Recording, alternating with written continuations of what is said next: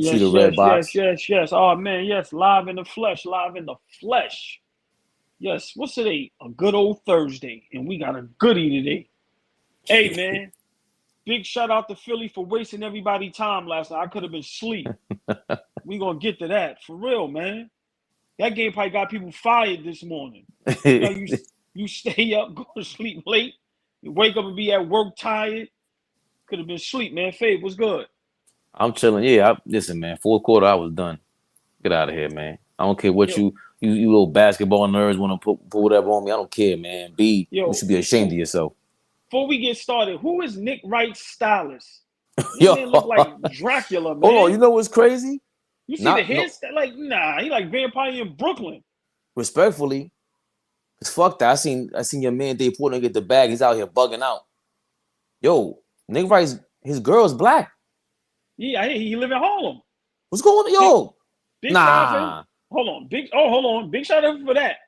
That ain't got nothing to do with this look he got. This It look, he does. look crazy. Nah, imagine your sister with pulling up with some dude like that. You'd be like, yo, nah, yo, tell me, I'm gonna take me to my barber, bro. What you doing with that bullshit? Nah, Nick Barber. Wright, you look crazy. He need more than a barber, man. This nigga look crazy. He got the mullet and everything, man. Hey, man, let's go, man. Let's get to these topics, man. I don't want to do that, man. Big shout Nick Wright, man. Listen, man, Nick Wright needs a barber. The Warriors need a new barber. What's going on here? Steph Curry ain't cutting it. He ain't cutting Hey, it. man. Hey, no. He's cutting it. Draymond Green ain't cutting it. Mm. Yeah, let's get to that. What he had? 6.7 rebounds, 4 assists. No more While triple his single. No more triple while single. while the opponent had 30 and 23. Anthony Davis had more rebounds than Draymond Green's whole stat line put together. Yo, How about that? crazy. Let me say that again. Anthony Davis had more rebounds than Draymond Green's whole stat line. Are you kidding me? Horrendous. Come on, man. Let's get it going, man. Let's get it going. We in it. No. No. You want him to I brief thought, you? yeah. I thought you was going to start, but no, I'll start. I think the Golden State Warriors are in a little bit of trouble. I've been saying it for a while. I don't think the Lakers are that good, but, you know, in the playoffs, there's matchups. And I've been saying it. There's two teams I think the Lakers match up good against. And I said Golden State and the Denver Nuggets. Golden State is too little. Like, Kevon Looney can't guard LeBron, let alone Anthony Davis. Who's Draymond Green going to guard? Anthony Davis literally can have his way. Like 30 and 23, and he took it easy on him. He could have had 50.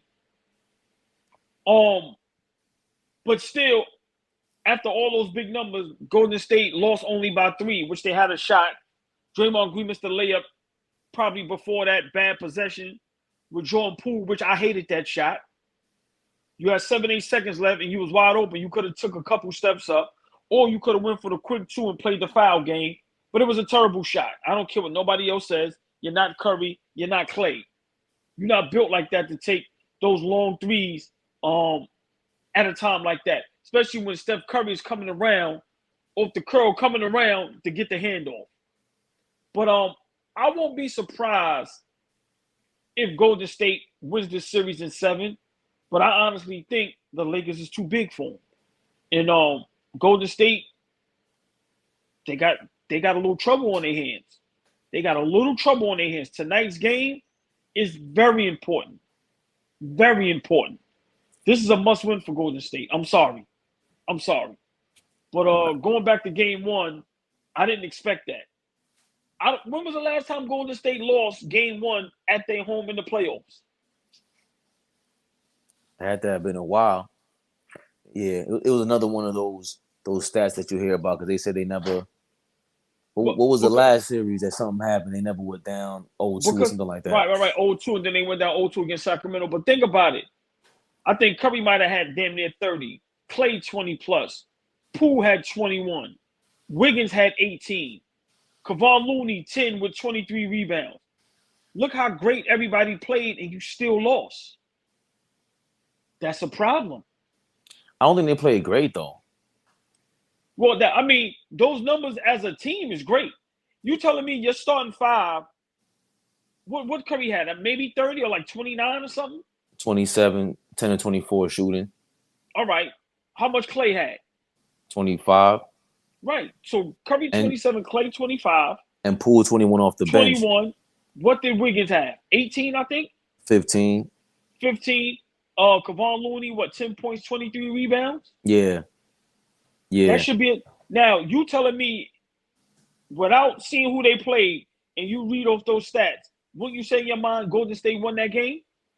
You would think, I mean, it was stat pattern, but when you look at the number of Clay 9 of 25, Steph Curry 10 of 24. Yeah, terrible shooting. Yeah, I understand. So I think, again, when you asked before, Draymond Green 9 shots. I mean, I seen Dom drop, but he said Draymond should be looking to shoot something like that. I'm like, for what?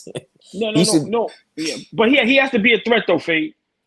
Like, get to the basket. But look, there was a play where Draymond sets a pick on one side of the court. Curry runs around on a curl route, and then once he gets back to the paint, Anthony Davis is in between them. What could he really do? You can't pass it back to Draymond. You can't throw the alley-oop to Draymond. So it was just, if Davis is healthy, he's a problem. He's a problem. Yeah. And you, like, I hear everybody saying, you know, they want to see more Steph Curry one-on-one. Really? I don't understand that part. Like I know Zay was saying that, but I don't understand that part. How much one-on-one do you want to see? But hold on, let me say this. Schroeder, very underrated defensively. Mm-hmm. Very underrated. He picked Curry pockets yesterday. Listen, they got a problem on their hands. I've been saying that. I respect them. They the defending champs. They're great. But once again, bad shooting night. But with everybody damn near getting 20 and you still lose like that was a terrible possession. Jordan Poole should not have taken that shot. I'm sorry. Now if they're playing hot potato and he get the ball like that and there's 2 seconds left and you got to throw it up, I get it. Right. But when that ball released from his hand, it was still almost 8 seconds left. Mm-hmm.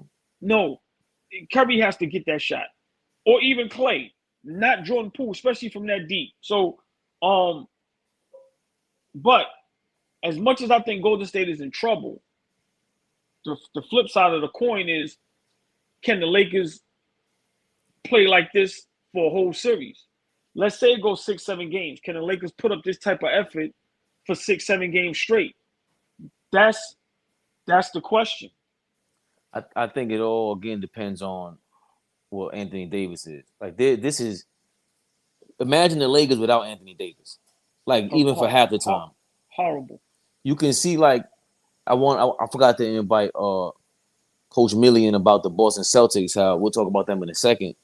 They take on Jason Tatum's personality. They just do. They play up and down just like him. And with Anthony Davis, he's dominant. You can see that, like, offensively, he can just do what you're saying. Like, you say he could have got 50 if he wanted to. He really could have. But you'd rather just energize the team because you got Vanderbilt out there. You got people that are doing the dirty work. And like, shout out to Booger. What did he always say? You always got to feed the big man. But in this era, it's tough because there's no real point guards anymore. So AD got to kind of play the point guard and feed the guards who were doing a lot of work also. So I can see why he went for the 30-20. I just don't see how Golden State could win this series if Anthony Davis is healthy. He disturbs their whole thing way too much. If I'm the Lakers did today, and also you got LeBron is off ball the entire time. Draymond specifically spoke about that after the game. I ain't never seen LeBron play this much off ball in any game in my life. Yeah. And you know that's his boo. So he been watching him for a minute. Him and Alicia, what song was that? Alicia Keys and Usher? My boo. Yeah, they're a little, hey, man. Started when we were and you were mine. So, come on, man.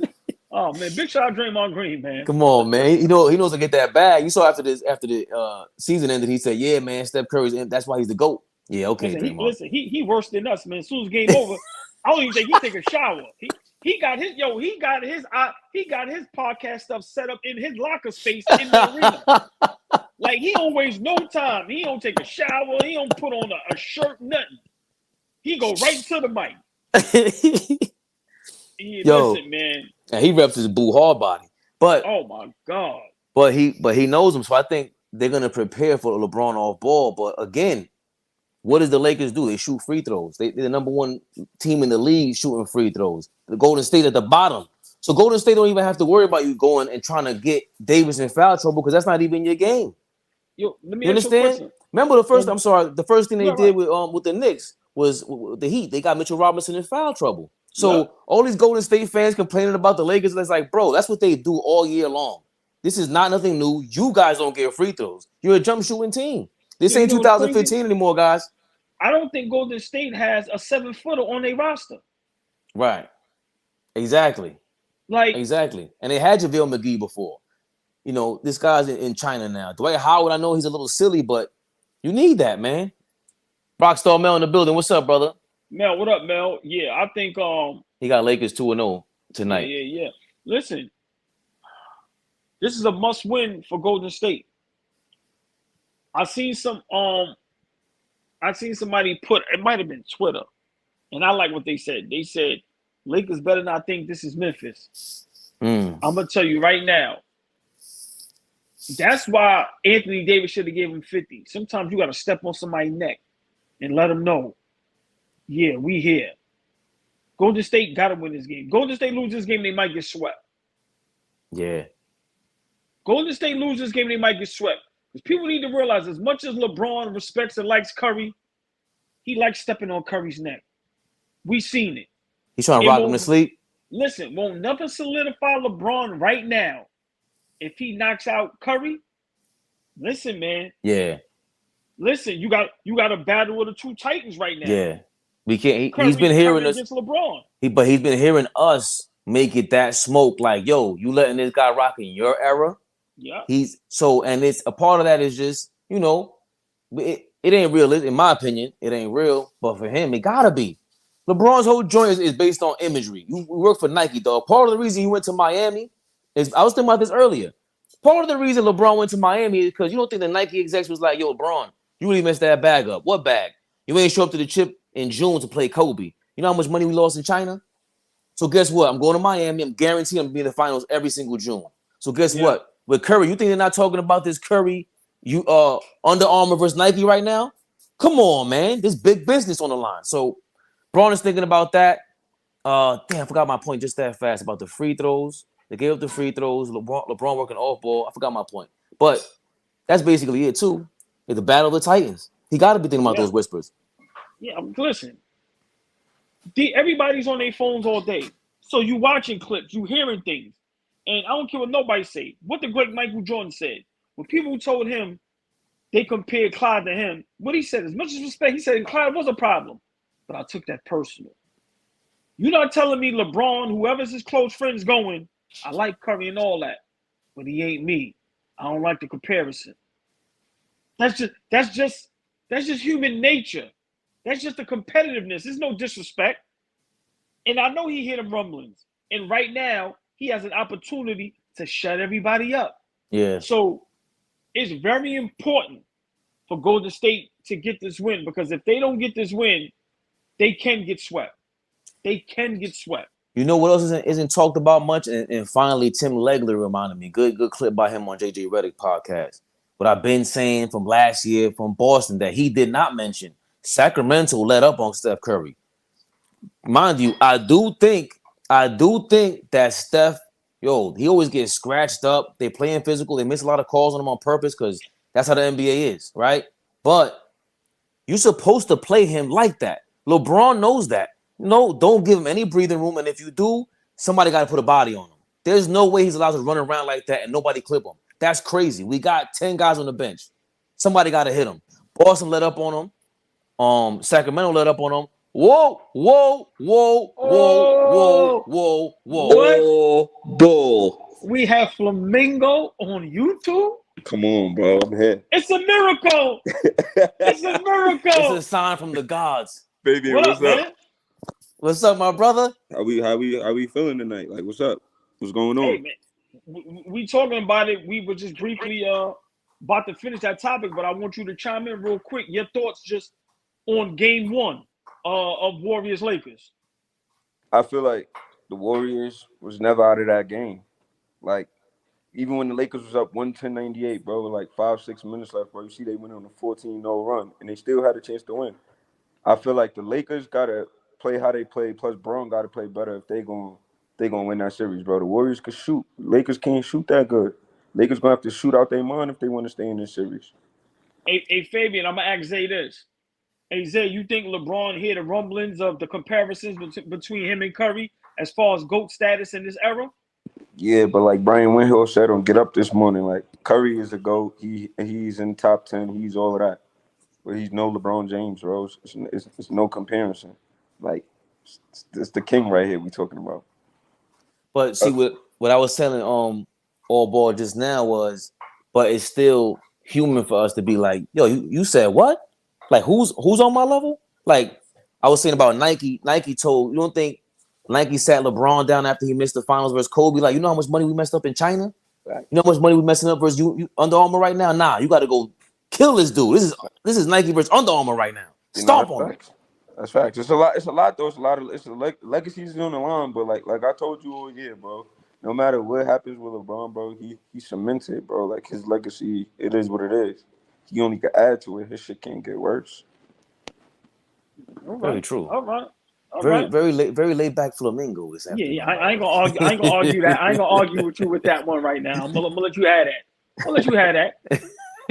Now, let's get like to part 2 of this topic. Big game tonight, 9:00. Golden State Warriors in San Francisco. Flamingo, we want you to go first. How important is this game for either the Lakers or Golden State? Bro, this is important for both teams personally, because Brown and them, if they could steal 2 in Golden State, like that's big, because they only got to win 1 in my mind in LA, like, and then for Golden State, like it's big for them. Because they at home is different, because they went down 0-2 on the road last time. They was on the road. They lost in Sacramento. This time they at home. So to go down 0-2 at home, that's type ass. But it's still they still got Curry and Clay, bro. So and Draymond. So I ain't never too worried about them, bro. I did hear you say you want to see more one-on-one from Steph. Like, how do you think that puts more pressure on the Lakers? Because now you really got to guard. I feel like it's harder to guard him when he got the ball in his hands. When he coming off the screens and all that, I feel like it's still tough to guard him, but it's harder to guard him when he, at least in a pick and roll, or when he going one-on-one. Like, Jared Vanderbilt can't really guard him. Austin Reeves can't guard him. Like, niggas can't guard that nigga. Hold on. Hey, Zay, hold on. I said this earlier. I think Curry's handle is overrated, and you see Schroeder picks him up as soon as he get the ball sometimes. He picked his pocket yesterday. Dennis Schroeder is a underrated defender. Now, I'm not saying he can stop Steph Curry. I'm not saying that. But he's going to – that's why Curry was 9 for 24, whatever it is. Listen, Dennis Schroeder, man, he's a tough little dude, man. Cannot guard no fucking Steph Curry, bro. I'm not – hold on. That I'm nigga not got saying one steal, cool, bro. That all nigga, right. Steph Curry, that is quiet. Dennis Schroeder tried doing that shit tonight. He getting chef the fuck up. All right. Listen.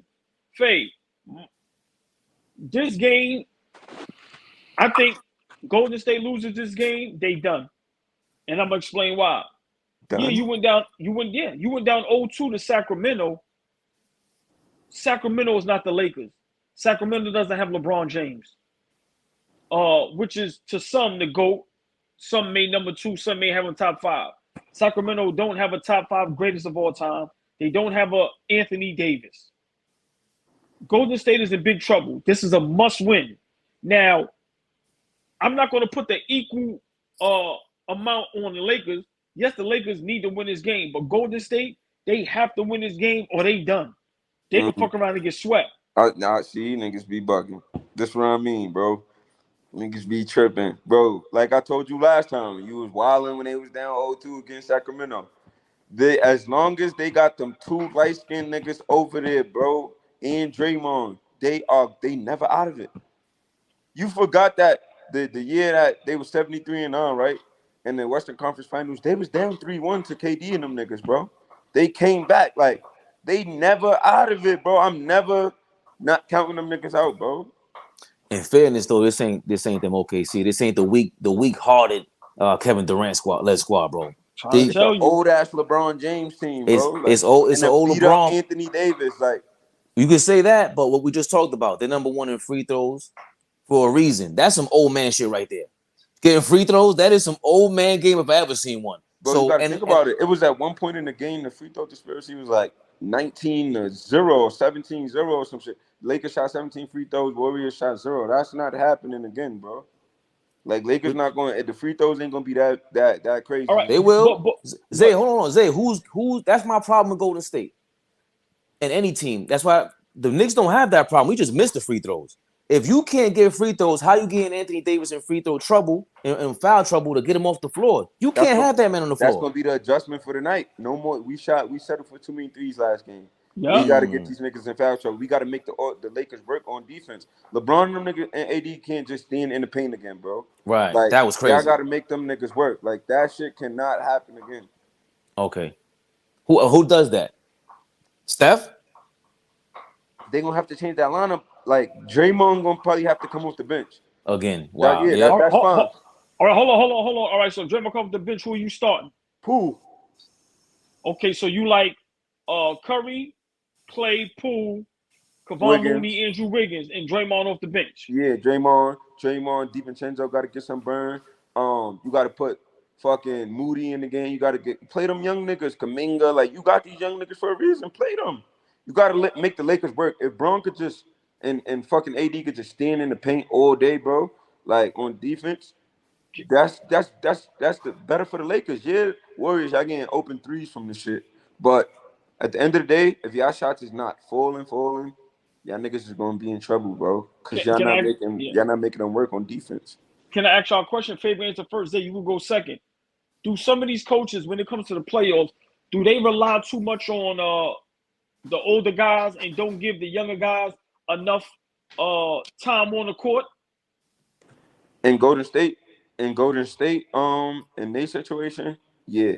Kuminga should get some more burn.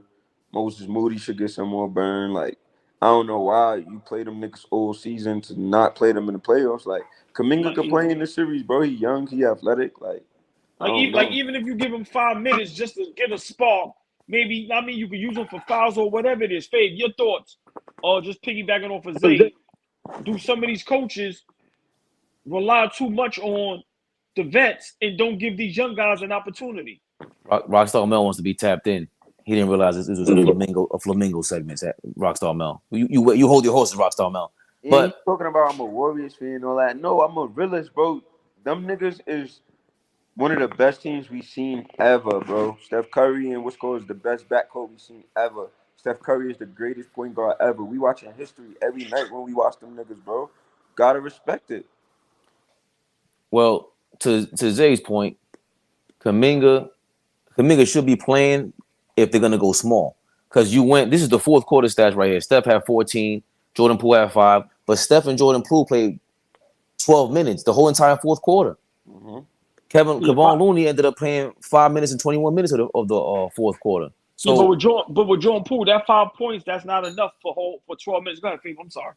No. But it's to your point. I think it was. I mean, he was 3 points short. I see you in here, Dom Dropper. Jump right in here. Don't be playing any games.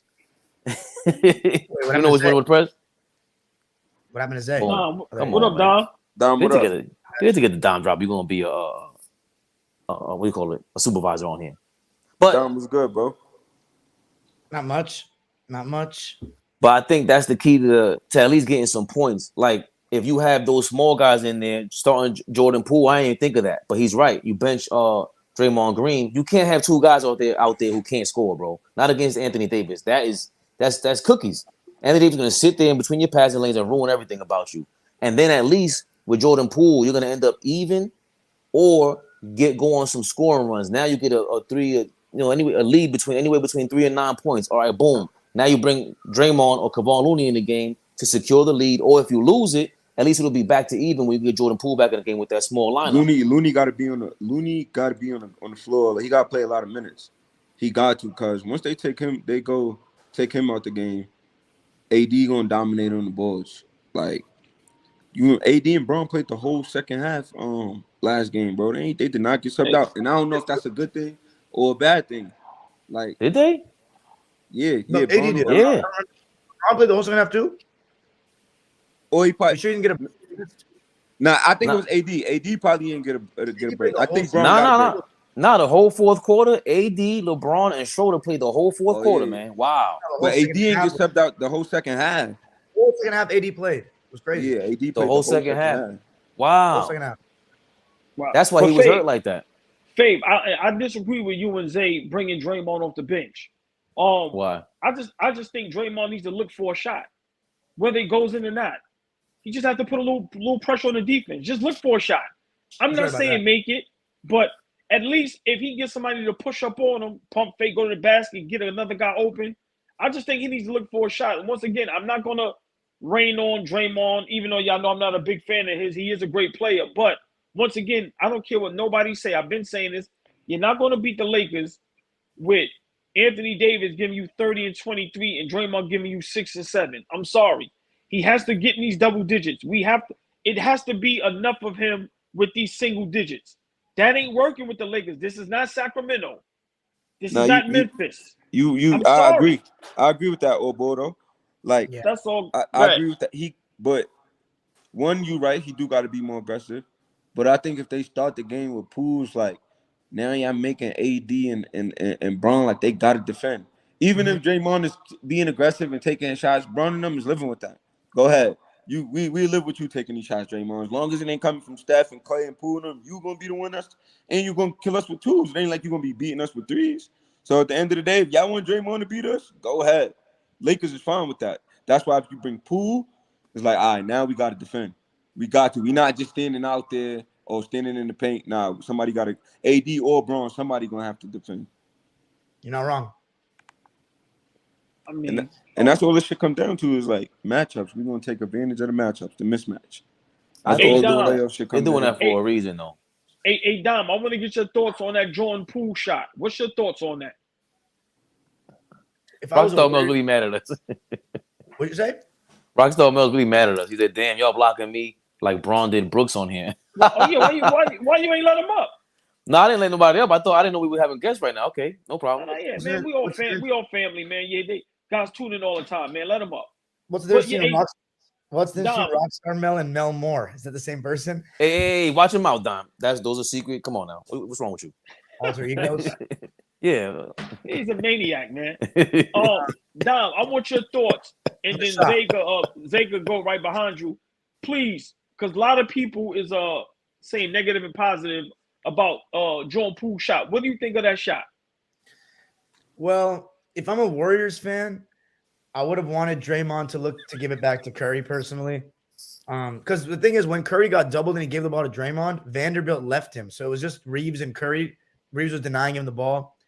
If it was the second quarter, third quarter, I'd say that's a good extra pass. But I would have looked to try to get Steph the ball back, especially because Poole had, even though he was hot, he just missed on the last possession.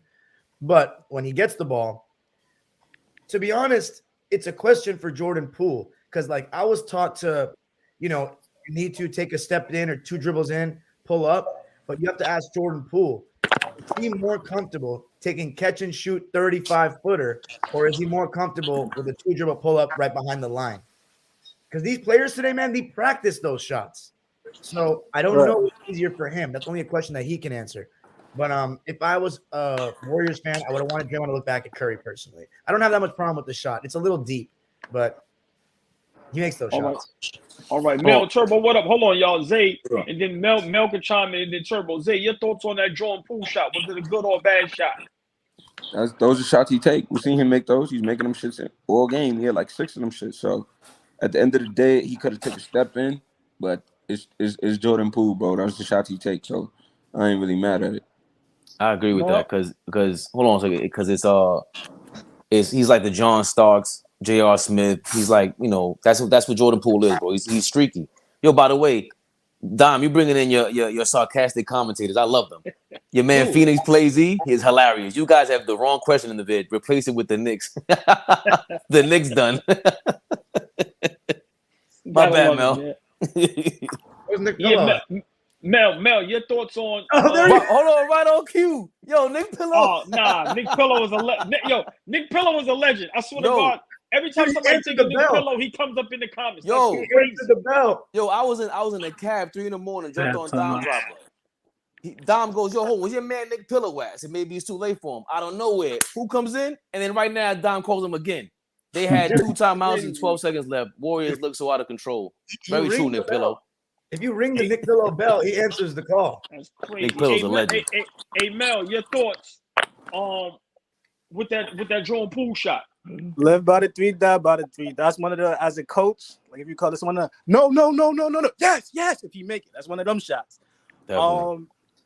Like Zay said, like Draymond said, he hit 6 out of 10. We seen him hit one earlier when he got fouled. It was a runner 3-pointer and he hit that.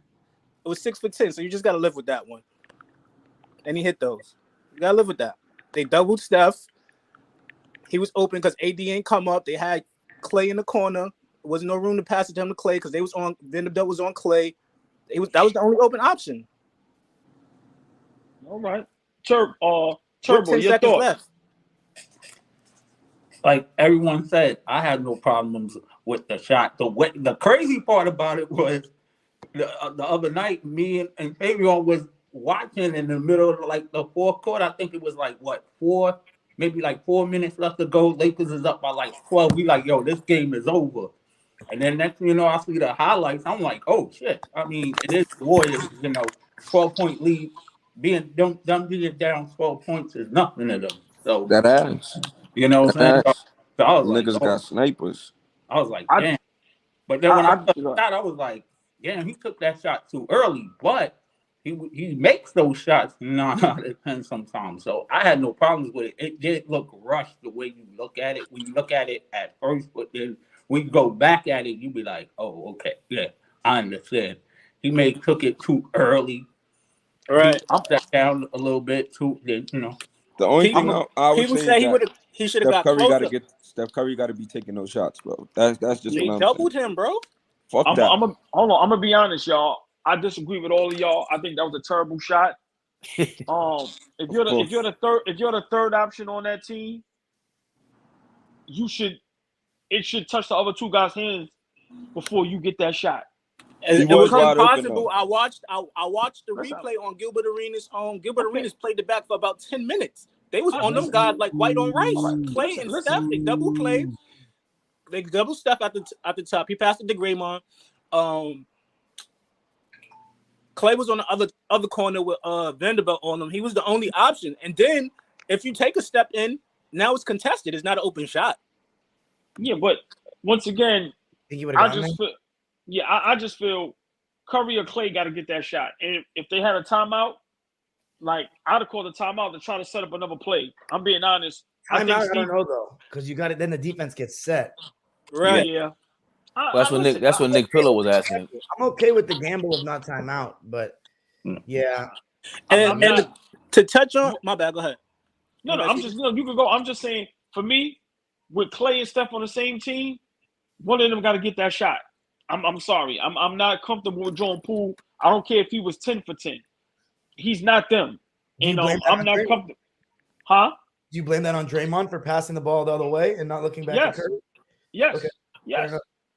Well, Drake, but that's but hold on, because once again, I'm not here to bash Draymond. He has too much free will on that team. Too much. I'm not passing the ball to Poole. I'm sorry, unless he was the only person open. Go back and watch it. The other I don't. Maybe watch it. Maybe not open. Maybe you say he could step in and he could have read that better, but I mean that's the best shot on the floor right there. Like that's like going back to how much seconds was left on the clock? Like 10, 12. Come on, bro. What y'all talking about? It's not 2 seconds. If we would have made it, niggas would have been going, yo, that's a great shot. Blah, blah, blah, right, blah, right. Blah, that's what I said. It was one of them shots. Like, no. Yes. It was one of them I thought it was a typical Golden State shot. And also Golden State was killing the Lakers in the fourth quarter. So if they go back on defense, the fourth quarter, they came back in the fourth quarter. Like the last 5 minutes when it went down. Last 5-6 minutes. Right. So if you got the momentum, you go with the momentum. And then you get back on defense, you kind of getting a feel for what's going on at that moment. So the whole game, the Lakers were smoking them. Then all of a sudden, the Warriors gave momentum in San Francisco, like you said. All right, let me hold on. Let me ask y'all a question. Everybody can answer. So 10 seconds left. Curry or Clay don't touch the ball at all. Y'all don't have a problem with that? Curry touched the ball. He had the ball. He passed it off. All right, but him. All right, no, but that probably was the play. I'm saying Curry or Clay not getting it back, or not even having the opportunity to shoot the ball. Y'all don't have no problem with that. No, because you're gonna credit the defense. Go and look at it, bro. That I don't have a problem with that. Elite, bro. I'm a Clipper fan, so fuck him. No, I'm just kidding. Not really though. I don't really care about these. I want them all to crash and burn. Their fans need a slice of humble pie really badly, and all the stands need to go with them to the dungeon. Anything like that? Yo, hold on. You sound like a Clippers fan. Yeah. Hey, yo. Hey, hold on. Hey, yo, Dom, I'm not gonna lie. You just look like he just chose violence. I just seen Darth Vader just like, what? You went from Anakin to Darth Vader crazy. That was too perfect. They need to die immediately. Give me a franchise that's won 3 chips or less get this title. That's what I want. So I don't. Yeah, Phoenix Plays Z. By the way, welcome to the show, Phoenix Plays Z. It's the first time I see you commentating. Big shout, yes sir, big shout. The Clippers, man, I'm enjoying this postseason without them. You know what I'm saying? They need to get lost so I can actually like live my life and not be stressed out. Dom, you need a shot or something, man. You sound a little disturbed today. They should have gave the ball. They're running it back next year, Dom. Yeah, man. They should have gave. Phoenix Plays Z says they should have gave the ball to Steph and run a high pick and roll, accept the blitz, and one of the corners will be open when Draymond is playmaking out of the short roll. I mean, listen, they tried to go fast. That's the thing. They tried to go fast. Before that could be it too. Yeah, man, you gotta. Hey, hold on. Can I ask y'all a question, just real quick? Like you see highlights of you see clips of like let's say Jordan, Kobe, even LeBron. Like you see Phil Jackson tell Mike, "Don't leave no time on the clock." I'm saying, what happened to get the ball cleared out and make it work? That don't happen no more. But that was my question. It was time left. It was more than when they got the ball, bro. Yo, they doubled Clay as soon as he came across half court. How you gonna clear it out? They were losing. Doubled him as soon as he crossed half, bro. When it's tie game, it's wait till the last shot. They still do that. Here's my question on AllBall. You want Steph to do that? Clear out and do what? Who's clearing out on Steph Curry?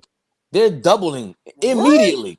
Right. And that's what I'm saying. People's not giving Dalvin Ham credit. He's paying attention to details a lot because Vanderbilt was out on that 5 minutes, and that's why Golden State went on a run, and they put him back in there for that one play, that last minute. I hear you. So hold on. You double team, but this is why Drake. All right. Oh, another question. Should Draymond have been in the game at that time, knowing he's not a threat to score the ball? Right. Yes. You made the run with him on the court, so just keep him on the court. Who else you gonna put in the game? All right. Oh, hey, I'm just asking. I'm not trying to be funny. I'm just asking. And back to go on your question where I didn't tap in at when y'all was talking why they don't play to the young dudes. Because when it's big time, when the lights is on certain games, coaches go with experience and they're not taking no risks. You take a risk on a regular game, you got a game to lose, regular season. Is it a must win? You don't see too many coaches gamble on any level with somebody that's uncertain. Kaminga, he's my man. He trained in Queens. He can't shoot. And their game plan was to funnel them to the basket. So I don't know who else I was expecting to come off the bench and go crazy on the Lakers. Like, I don't know what y'all wanted. Oh, Golden State had 2 timeouts with 12 seconds left. I thought it was just 1. They had 2 timeouts left, but listen, man. I mean, come on, man. So I take everything back. I agree with AllBall. That's dumb. That was dumb. Thank you. Come on, man. Y'all looking at it totally wrong. It'll still come out of Curry's hands, in my opinion. They're gonna make someone else beat them. Right. You're gonna get the ball out of Curry's hands. Then you're gonna make the defense even more tougher. You're gonna make it even harder for them. You got to talk about the lens. Oh, go ahead, AllBall. Hold on. Do y'all understand? If you got Poole, Clay, Wiggins, and Curry on the floor at the same time, who all can knock down the 3, if you double team Curry, somebody's going to be open. I'm just saying. That's what happened. But they're going. That's exactly what happened, AllBall.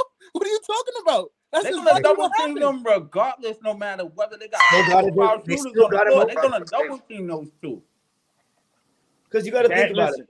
The Warriors have made a living off transition threes throughout in the Kerr era. So like they wanted to get a chance for Clay and Steph to maybe get an open look when they push the pace off a rebound or something, or without the Lakers being able to have a scheme set up their defense. I'm a credit LeBron and Darvin Ham to this. LeBron played against Curry enough to know, like, if you don't double him, he's going to hit that shot one-on-one. Yes. So we doubling him and living with whoever, whether in Jordan Poole, the chances are still lower than with Curry in his hand. The ball is in Curry's hand. Yeah, but with 2 timeouts, 12 seconds left, what do you're leaving a timeout on the table, bro. After you run a play, you know you got defensive team in the league, though. They're not the since when? Since halftime. Yes, it is, bro. Oh my God, man. Defensive team in the league. Yo, Okay. So you're making my point even further, to be honest, because I'd rather get a Steph Curry shot with 12 seconds left with 2 timeouts left in 12 seconds. Listen, Rockstar Mel been saying this for the last 2 days. They've been the best defensive team for 2 games. Facts. Like, come on, man, stop. Stop talking like they've been the best defensive team all year. Stop. They only been together 42 games. What are you talking about? What are you talking about, bro? Nigga said credit Darvin Ham and LeBron. All right. Credit Jordan Poole for taking that stupid ass shot. Steve Kerr made these mistakes before where he got multiple timeouts, enough time on the clock, and he let that team do what they want. Hold on. That's why a lot of people question his coaching. I still think he's a great coach, but we've heard before a lot of people question his coaching because he does a lot of dumb things. You let them dudes get away with murder sometimes. 2 timeouts, 12 seconds left, you down 3. Call a timeout. I'm not. If I got Clay and Steph on my team, I'm finding a way to get them a shot. Jordan Poole is not taking that shot. I don't care what y'all say. You can't change my mind on that. But fair, but he was 6 for 10 from 3 before he shot that. 60%. I understand, Dom. I got the 2 greatest shooters on my team. Jordan Poole's not taking that shot unless they passing him the ball. It's definitely an argument. That's why we love the game. It's not black and white. Yeah. And plus, he's been coaching those guys for damn near 7 years. I think he would. Right. So y'all basically saying y'all better coaches than Steve Kerr. No, he's not. That's that Jim Park fellow who just says that type of stuff. But yeah, but see, I saw that commentary on there with Steve. Like, we're not the only one saying that though. About like Zay was on here just now. Steph should have the ball more one-on-one. They played this the lowest amount of pick and rolls they did in like the third least in the whole season. Go get the ball. You gotta stop acting like these coaches are shackling their players like this. The NBA. You know what I'm saying? If Steph says, "All right, I'm gonna go get the ball," Steve, what did he say? No. Come on. You know what I mean? I'm serious. Phoenix Plays Z says, "AllBall, I'll tell you what the issue is. There's an obsession with early offense in the NBA, pushing pace." That's true, but I will say in the Warriors case, they've won championships doing that. Other teams just try to copycat that shit. They actually do that. Well, yeah, Sacramento just copied that, and nobody's still talking about how Sabonis really blew all of that. They kept giving him 10-footers, and they treated him like he was Kevin Looney. That was horrible, and he could shoot. You know who else was disappointing in that Kings series? Kevin Huerter. Yeah. Nah, I can't. But he's still not. We saw that in Atlanta, so I've done away with that. For me, it hurt me because I had him going to the finals. By the way, but he had that Game 7 against Philly where he was the player of the game. Fine, but he's not the star. Sabonis is. Facts. It's him and Fox's team. So with Golden State, like to your point, Steph Curry, go get that ball if you want to go get more one-on-one. The fans shouldn't be saying this. Maybe there's a reason Steph Curry's not going to go get the ball. Yeah, it's tiring. Yeah. Jared Vanderbilt's guarding him. Like, it's tough. Nah, Draymond should have been there for his playmaking. Nick Pillow, man, I saw a crazy stat today. Kawhi has made more field goals this postseason than Embiid. Yo, is that the transition we needed? Love it. That's go right into it. Right into it. Boston versus Philly. I didn't watch the game last night. I was actually just watching a little bit of it. I wasted my time, Dom, so I could be real brief. Oh gosh. This is why Doc Rivers is a bad coach. Oh, I've been saying it forever. Doc Rivers' coaching is terrible. His adjustments is terrible. Embiid shouldn't have played.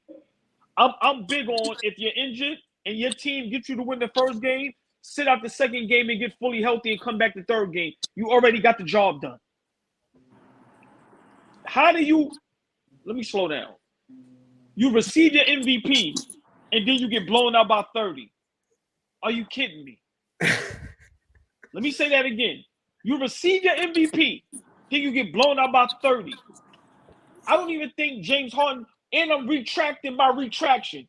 Get James Harden ass out of here for that. Come on, man. Nah, man. Like, that's don't James nobody Harden keep it. fault? What you mean?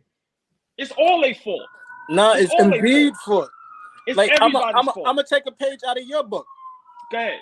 When you be like, teams is better without their superstar, Philly overall is better as a team without Joel Embiid. So stay right there. Joel, there's no rotation. There's no passing. Joel gets the ball and he holding it. He got a post up. He got a triple step. He got a Mel. He holds the ball for 20 seconds. Let's go a step further. I like that. Can they win a championship without Joel Embiid? Fuck no. I feel like they can't win one without him or with him. My opinion. Wait, let me ask you this though: Is it? I like that. Do you think Joel Embiid is not good enough to lead a team to a championship?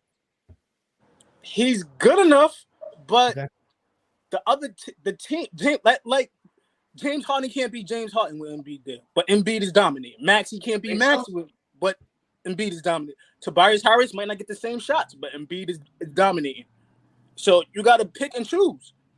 They can't get there without him. I found that hard to believe that. Yeah, because Harden still averaged 20 and 10 this season with him. Tobias averaged they're what? 4, 3 but it's not the same, bro. He don't got the confidence. He don't got the confidence no more with Embiid. He going to Embiid first, not even looking for his shot. Like it's featured around him, bro.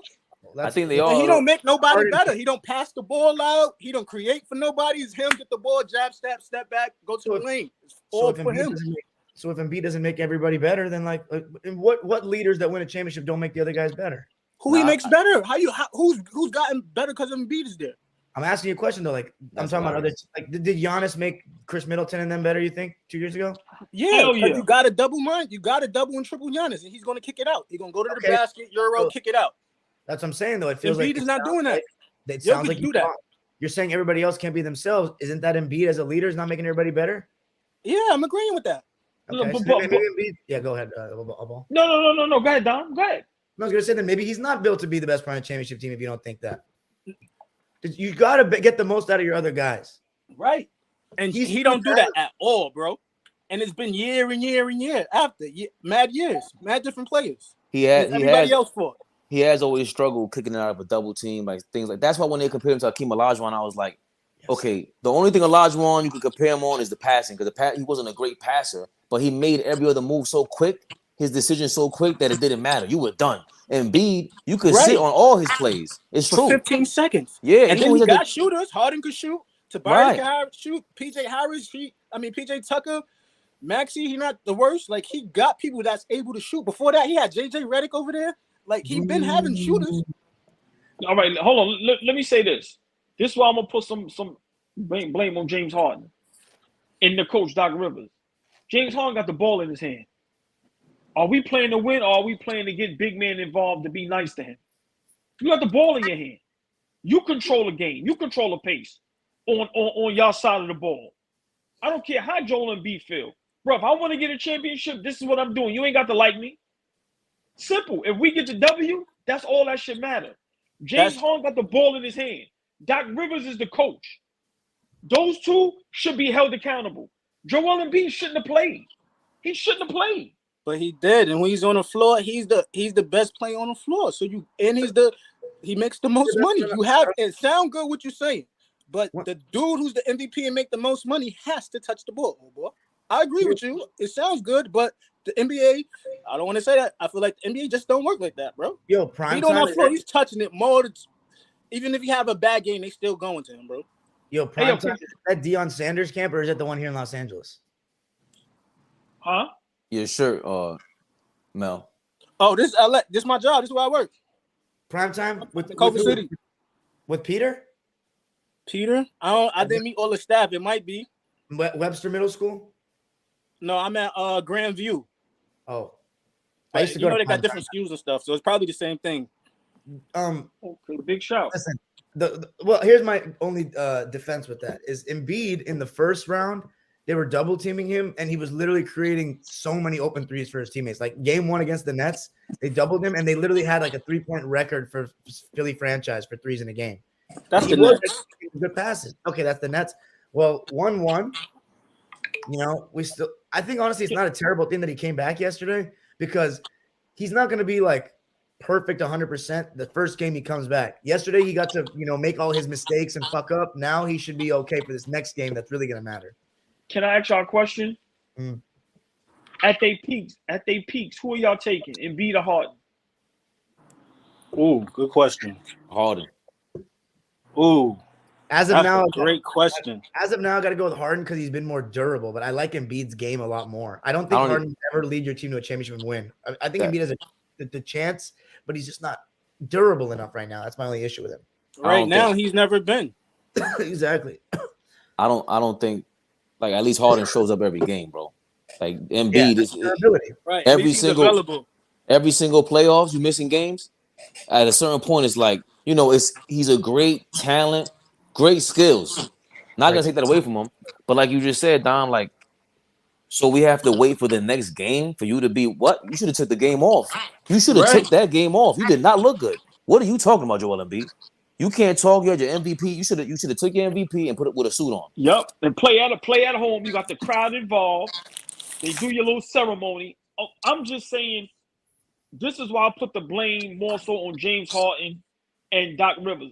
All of y'all kind of agree with me. Y'all say y'all take James Harden.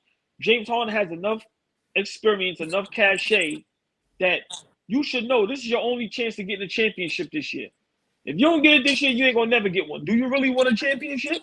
Because if you really want one, do what you got to do.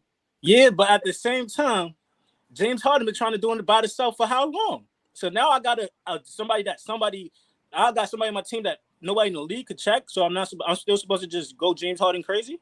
Yeah, follow my lead. Yeah.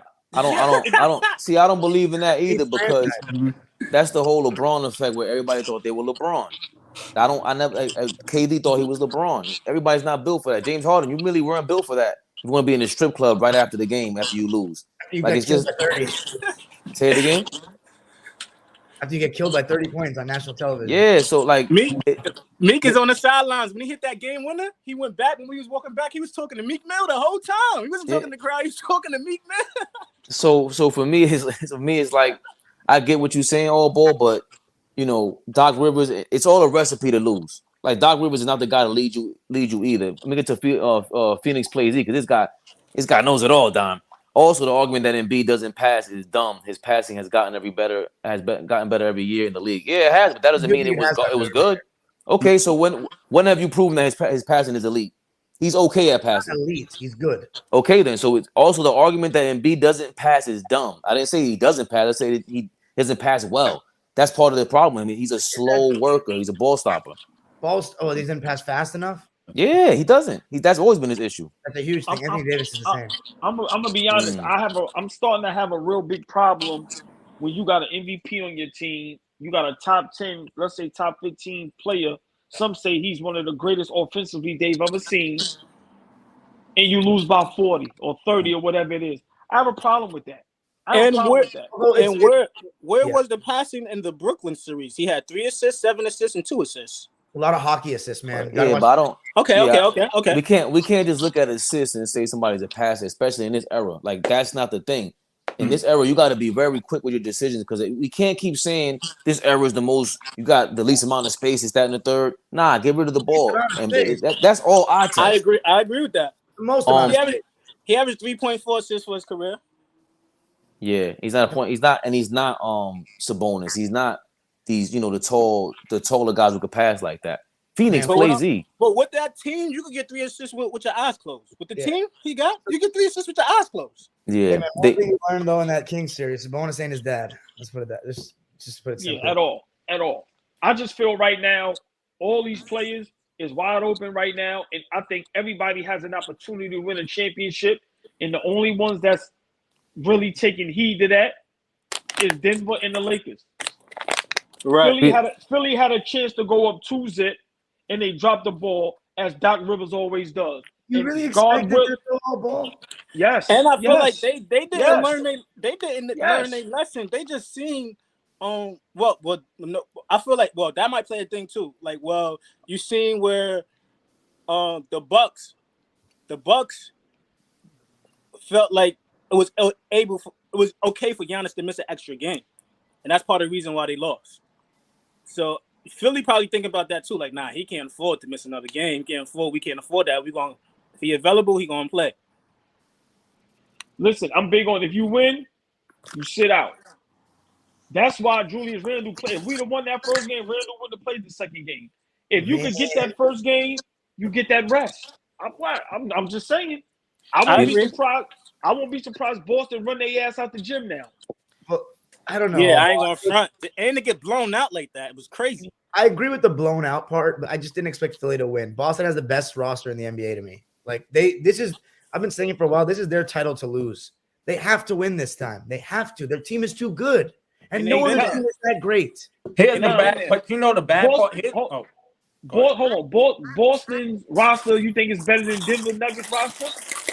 Easily. Top to bottom, yeah. I think it's better than Denver Nuggets roster because you say easily.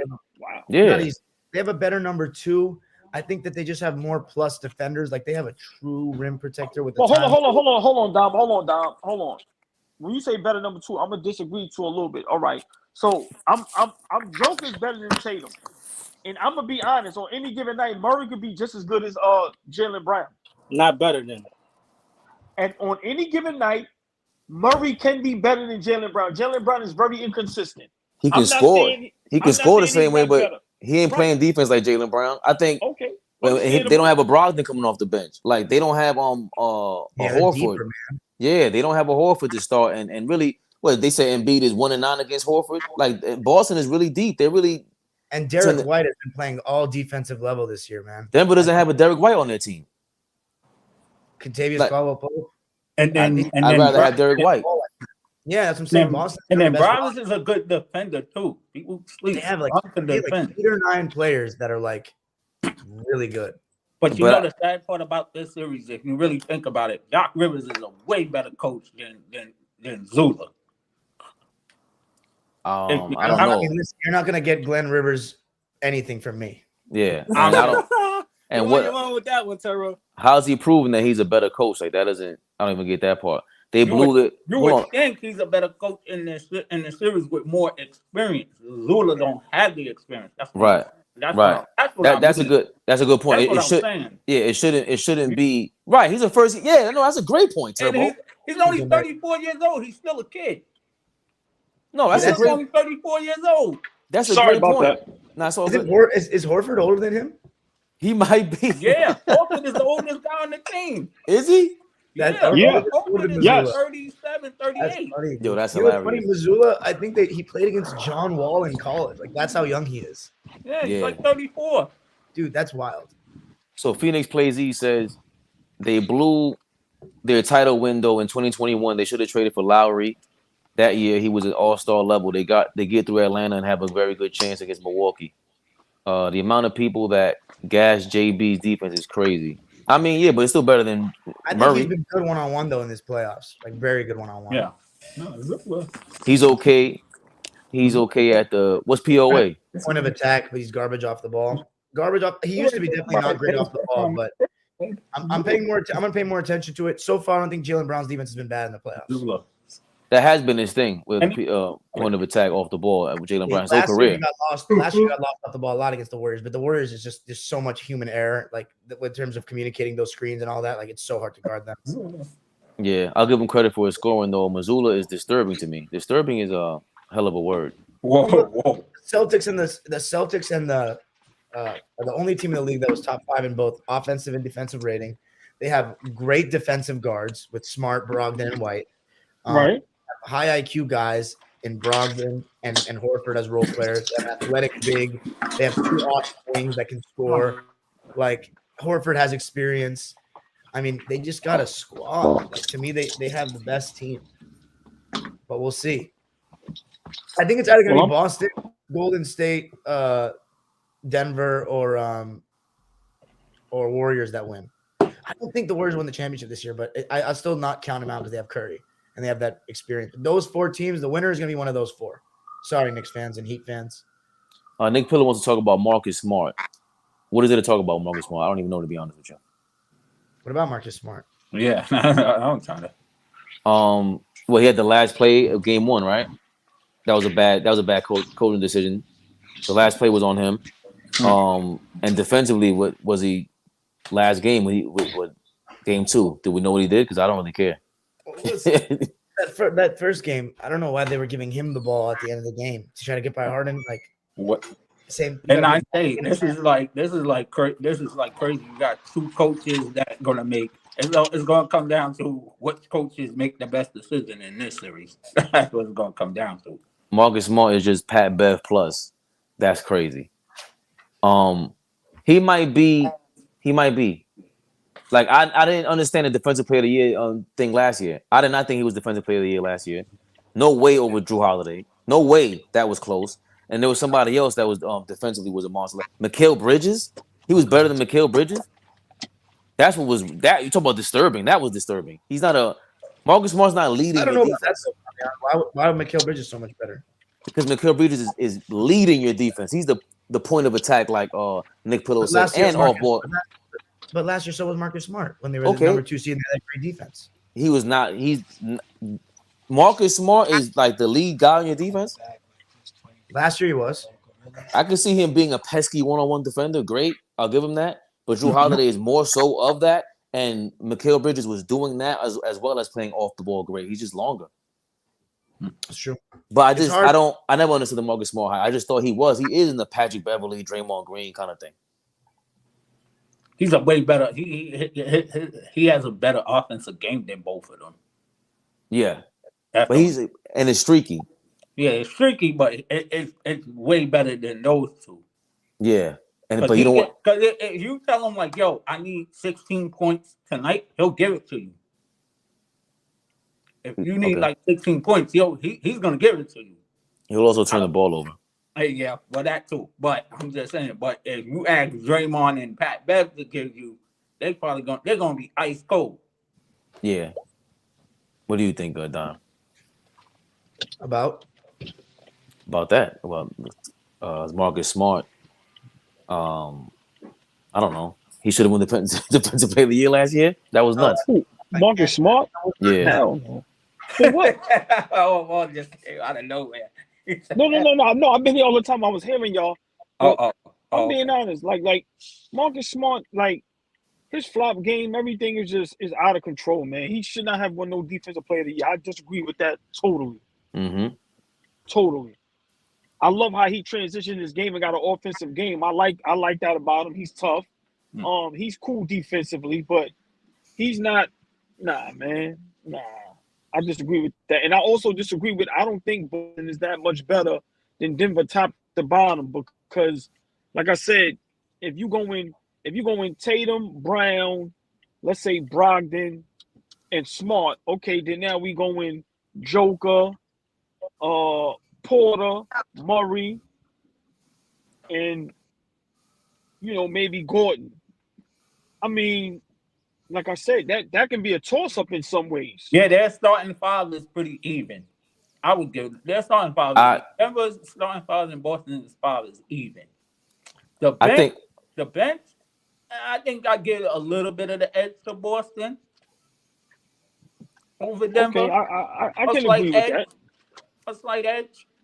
Aaron Gordon is starting to step up defensively too. I can't front on Denver. Yeah. All season is awesome. Yeah, he and then remember, first series was who against Karl Anthony Towns, and now he's really putting a body on Kevin Durant. That's their guy. And Jaylen Brown, like Nick Pillow pointed out, Jaylen Brown has been good one-on-one, but all ball he's been kind of. That was Phoenix Play Z.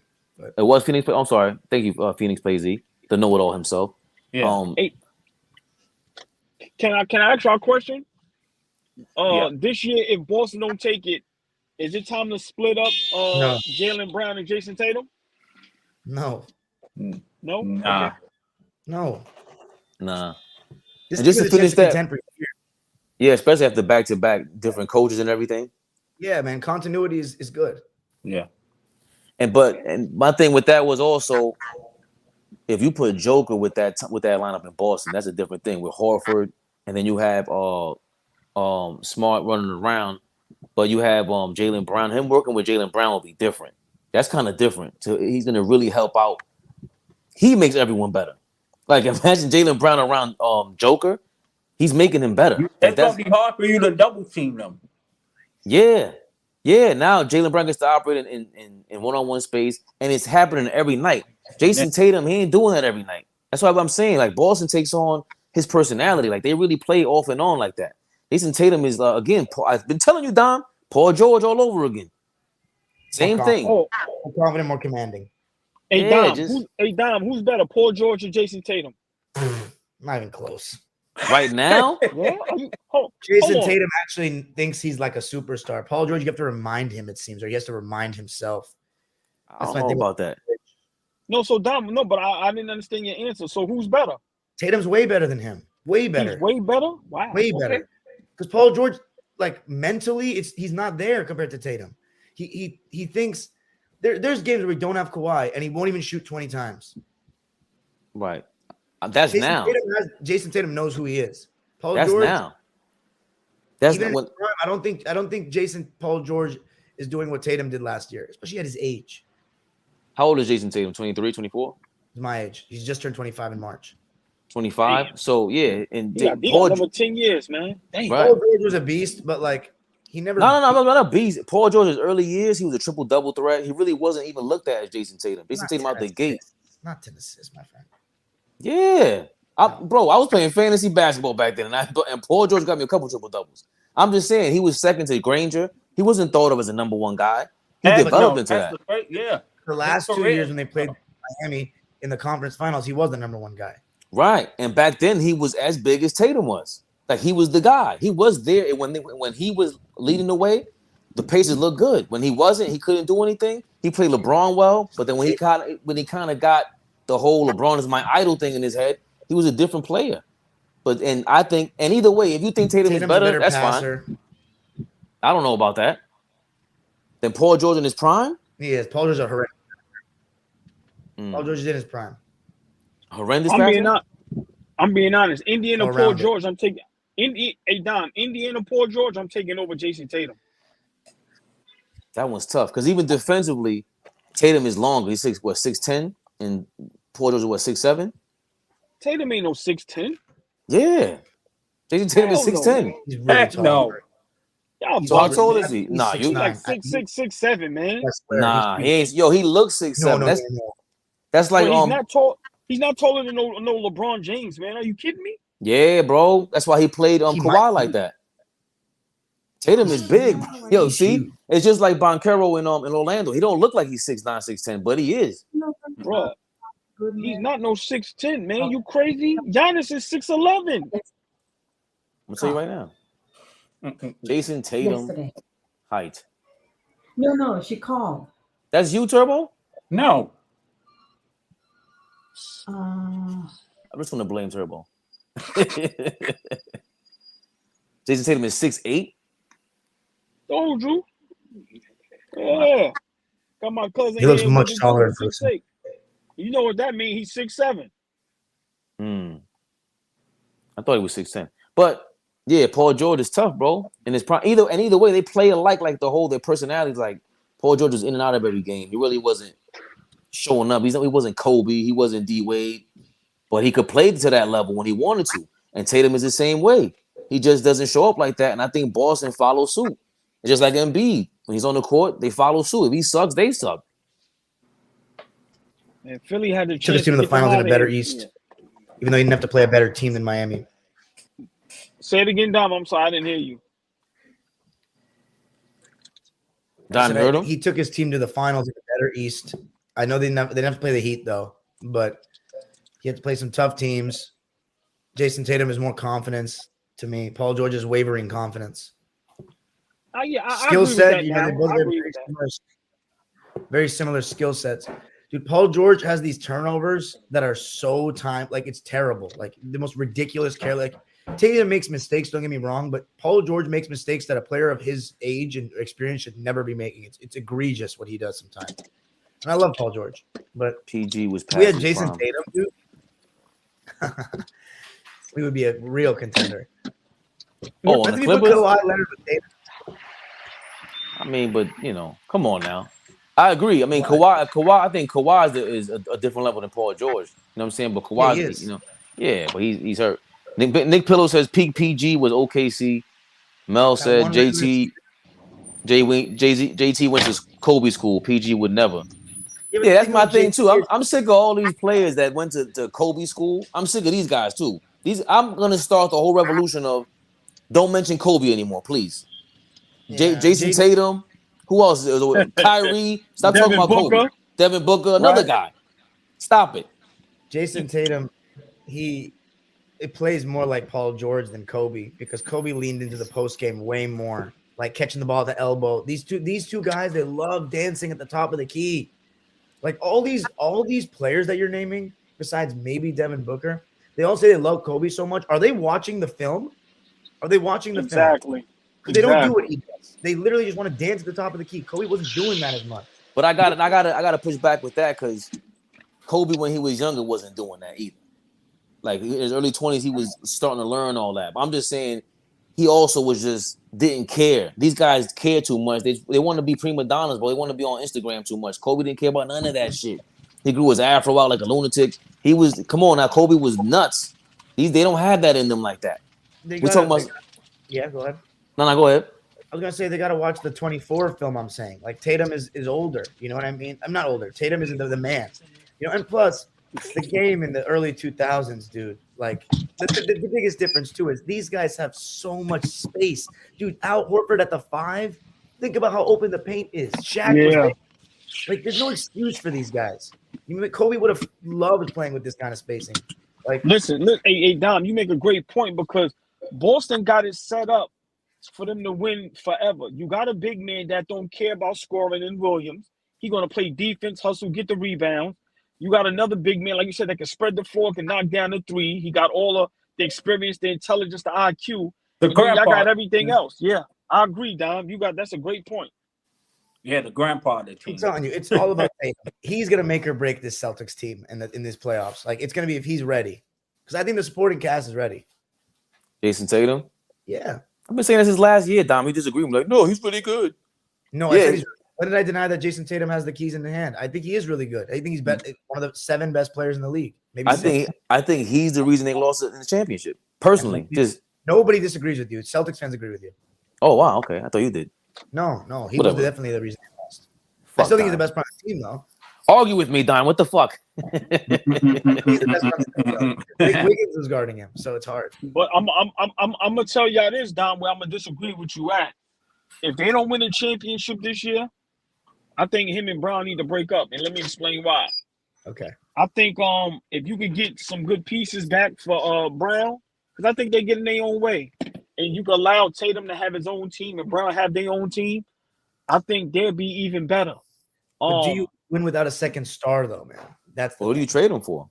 That's the thing. I don't know, but if you get some nice pieces, I'm being honest. You know, you can get back maybe a borderline all-star with maybe another good player. You know? Look at it like this. Hold on, real quick, Fade. Look at it like this. Giannis ain't got another superstar next to him, but he got a borderline all-star / all-star with him. Borderline?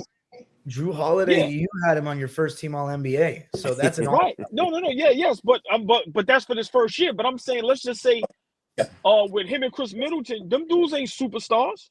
Yeah, but Middleton was an all-star every single year for a couple of years. Back.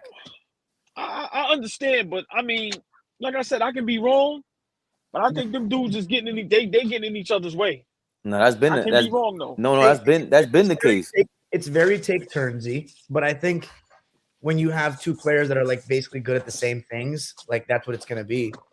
And in this positionless NBA, it could work. You just got to execute late in games. Like that's really what it's about. They don't look good. That's when they do get a little bit in each other's way. But I also think sometimes Jaylen Brown will just like see that's the difference to me is that Tatum, he like wants all the pressure. Like he accepts the responsibility. Jaylen sometimes he fades away in games. I don't think first game. You can't say that. He shot 3 times in the second half. 3 times. Ridiculous. He was 8 for 10. Who, Brown? Yeah. Yeah, but we don't. But again, he's not the number one guy.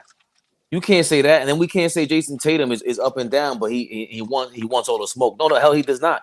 If Jason Tatum wanted all the smoke, they would not be in this position. That's number one. Number two, He's the one that disappears. Do you think he shies away from the moment, or he just he just don't have, like, for whatever reason, he don't have that, like Giannis, like the Steph Curry. These guys have a motor all day long. He's just not that guy. He's very laid back. He's a laid back personality. I don't think they lack confidence. I just think it takes a different kind of animal to play that way. That's why I get disappointed with Ant-Man, because Ant-Man looks like he has that motor. He just takes dumbass shots. Yeah. And then, but going back to AllBall's point, I'm thinking I want to shoot the question back at him, like, because he loves Karl Anthony Towns so much. Would you trade Jaylen Brown for Karl Anthony Towns? Oh my God! No, hell no, no, man. Oh, we already knew hell no. Question. Yeah, I already knew what. Don Why not? But that's your guy. That's your man. No, but not over there in Boston. Okay. No, not over there in Boston. Like if I'm Boston, what I would try to do. All right, to me, this is a trade I would like if I'm Boston. Let's just say, remember, we just pretending. Let's say you could send Jaylen Brown to Brooklyn, and let's say Boston could get back Bridges. What's they big man over there? Claxton. Oh man. And maybe a couple picks.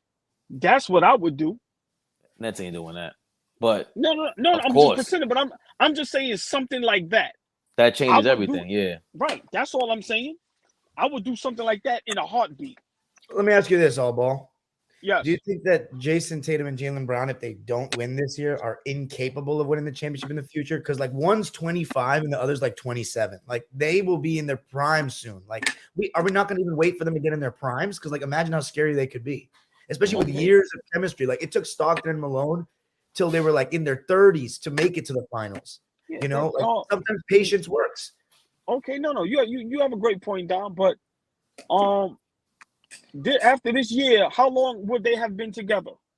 It would be, this was year number 6 of them being together, but those first 2 years with Kyrie Irving, like it wasn't the same. I feel like it really started that year after Kyrie. All right, understand, but I'm answering the question. So what I'm saying is, all right, how much time should you give two players to be together before you go, like what happened with Dame Lillard and CJ McCollum? Until you do that, how much time do you give them? As much time as you think before you know in your heart, or not know, or you really think they can't win together. CJ and Dame couldn't win together. They don't guard. They're too small of a backcourt. That was their problem. Big wings. They could do it. In this NBA, they can do it. To me, I like what AllBall just said. That hit home. I think that hit home because I was saying the same exact thing about CJ McCollum and Dame Lillard. They went to that's fine. But they went to a Western Conference Finals, and they had every reason. Very lucky run. Let's be honest about the route that they had. That was of my lifetime in the West. That was maybe the easiest run because they played Russell and Paul George. I'm not going to knock them, even though they weren't 100%. Not going to knock. That was a great win.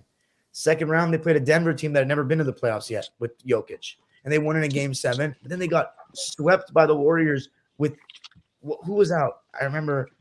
KD was out. They got out by the Warriors, and they were winning by double digits in 3 of the games.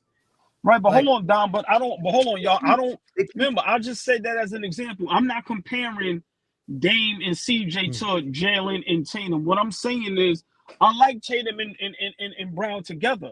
But my opinion, I just think those dudes, with their own teams built around them. Because if you really think about it, Boston is not built around Tatum; it's built around both of them.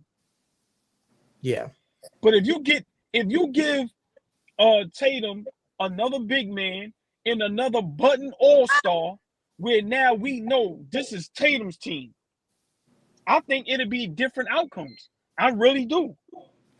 I honestly do. To add on, Nick Pillow said you keep them together until they have back-to-back. No Eastern Conference Finals appearances, meaning that, like they say, they don't get to Eastern Conference Finals next year. They don't get back then. That makes sense because you see that there's a lack of success. So, but hold on, stay there. Hold on, Fabe, stay there. Nick Pillow, that was a great comment. But let's remember, Toronto was going there, making the playoffs, Eastern Conference Finals for years. After a while, we got to make a change. You make that right change, and then boom, you break through. I'm not saying Boston's not good. I'm not saying they're not going to continue to be good.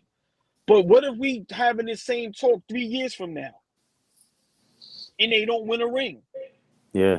I really think they have to make a move. If this year, if they let's say they make it to the finals, Dom, and it goes game 7 down to the wire, then I agree with you. But if they don't make it to the finals this year, or they make it to the finals and losing 5 or 6 or something, it's not competitive. My opinion, you gotta break those two up. I think it's not easy to get to the finals 2 years in a row. Like what? I don't think it's about that. Like I think it's about how do you maximize all your strengths. Like to me, Tatum is a one-on-one great defender and off ball. If you can get someone like a Mikal Bridges, which is now he's high on everybody's list, but you can think of other players, the Lou Dorts of the world, even on Davion Mitchell developing him out of Sacramento. If you can make them a super defense, it changes everything because now you can play the same kind of offense, but now you can shut a whole bunch of people down. Because, I mean, a Mikal Bridges and a Nick Claxton would be insane in Toronto. Insane. Now they get deeper. Horford's getting older. It just changes everything for me. Yeah. What do you think, Turbo? It's a good point. No, it's a good point. And then, I don't know if y'all touched the topic, but we got to discuss I don't know if y'all discussed the Dillon Brooks situation. When we was talking the other night. Oh, wow. Yeah. We were talking the other night. He's a free agent. Because remember what I said? I said he must have did something behind the scenes that we don't know. But now he's been there for like 6 years. I was like, damn, he's been there that long. But he's gonna be a free agent this summer. Yo, so Dillon Brooks to Boston is crazy. But that is a good segue because we did have the Dillon Brooks. Does he deserve to be banned from the NBA as a topic? No, that's ridiculous. No. I mean, it is ridiculous, but they basically banned him. They fired him like a coach. Yeah, but hold on. Did the NBA ban him? Just Memphis said they're not going to re-sign him, right? Right. Yeah, I think he'll get picked up by someone else. I just think he's a bench player. Of course. Hey, man, listen, man. I'm gonna be honest. He's getting a bad rap. Yes. Because they fucking underachieved. Yeah, but part of that's because he just keeps chucking. Yeah, but everybody talks. Exactly. You ain't got. He chucks shots. Man, you ain't gotta like him. His game is not all that. I get it, but he was a part of Memphis all these years when they was good. He's not the sole reason they underachieving. It's not his fault.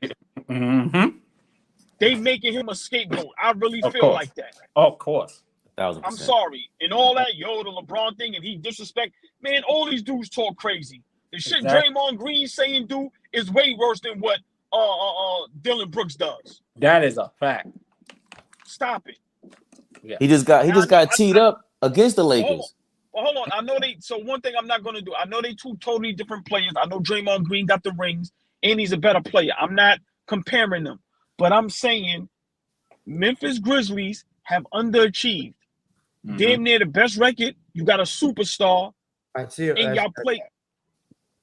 So do he deserve what Memphis is doing? No. I want an explanation. Like why? You got to explain to me why you're not bringing him back. Nick Pillow says all Dillon did was call LeBron old and he's being scapegoated. I'm officially a Dillon Brooks stan. I've been a stan for like a month now because he's getting under everybody's skin. I don't think I do agree. I think he's being scapegoated because by the Memphis Grizzlies.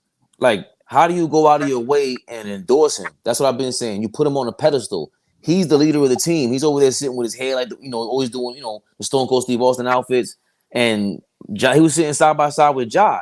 Now, are they saying that he's really the guy behind Ja Morant's? He's the puppeteer to Ja Morant?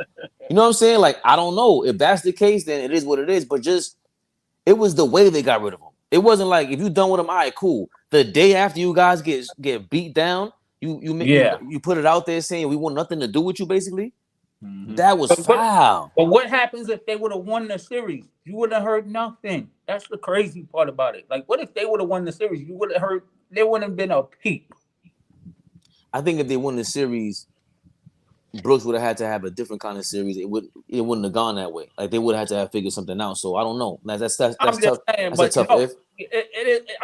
I get what you're saying, but it's a tough. But what happens if they would have won the series? We would have heard this talk. Right.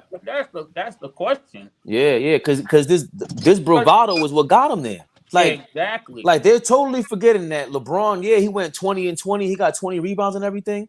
But he went all out, all because Dylan Brooks called him out. Like that, again, he called out Steph Curry, Klay Thompson. This is what's supposed to be a bum. And y'all listening to him?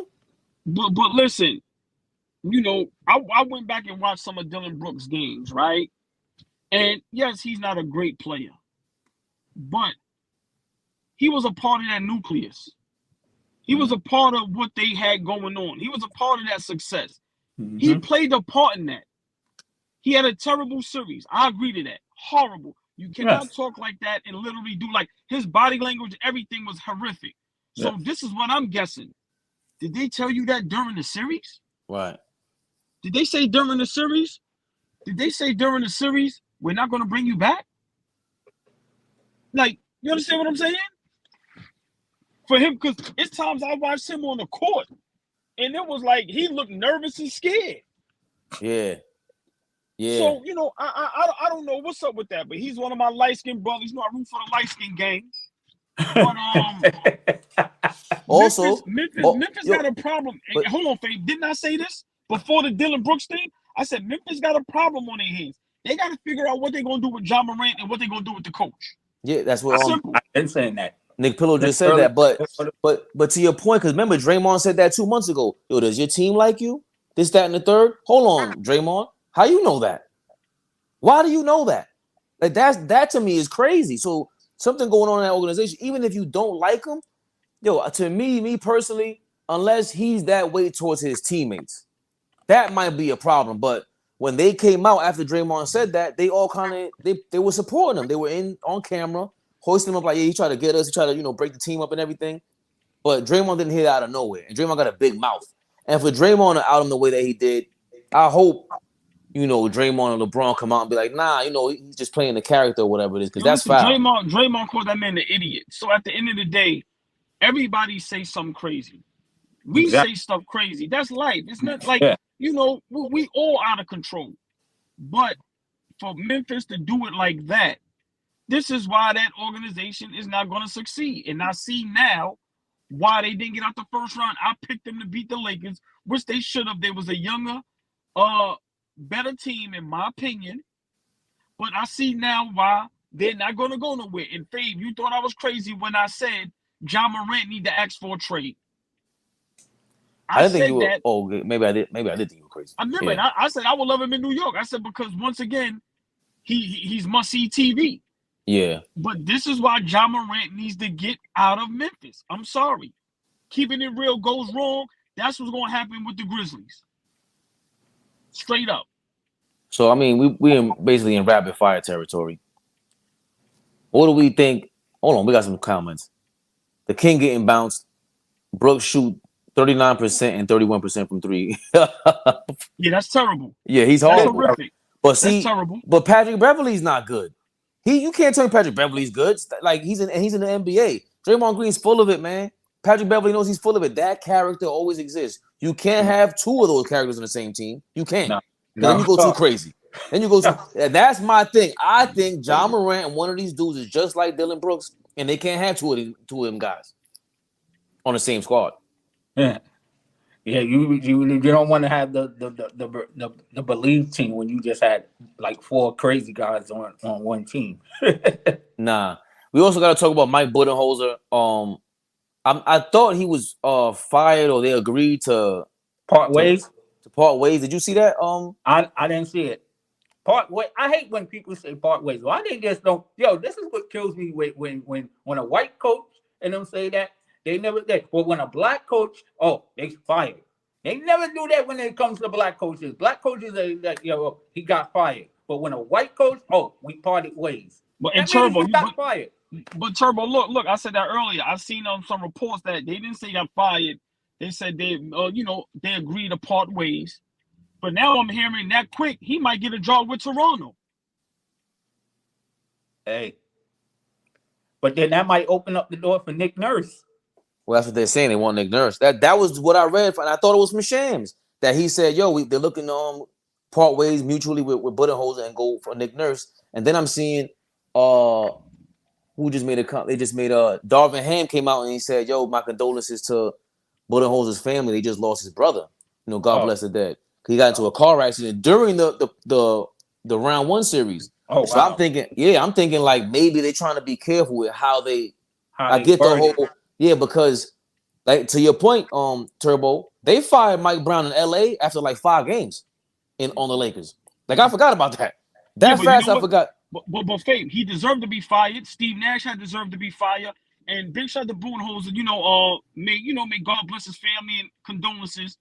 But you can't lose in the first round like that with the best player on the team, with the best record in the East. You can't lose in the first round. I'm sorry. So he deserved to be fired.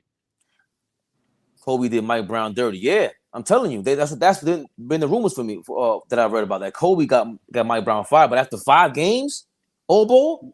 Yeah, but hold on. Listen, when you Kobe, second throne to Mike, you got the power to do that. Them guys are smart. Listen, guys like Mike, Kobe, LeBron. I'm gonna just stay with those 3.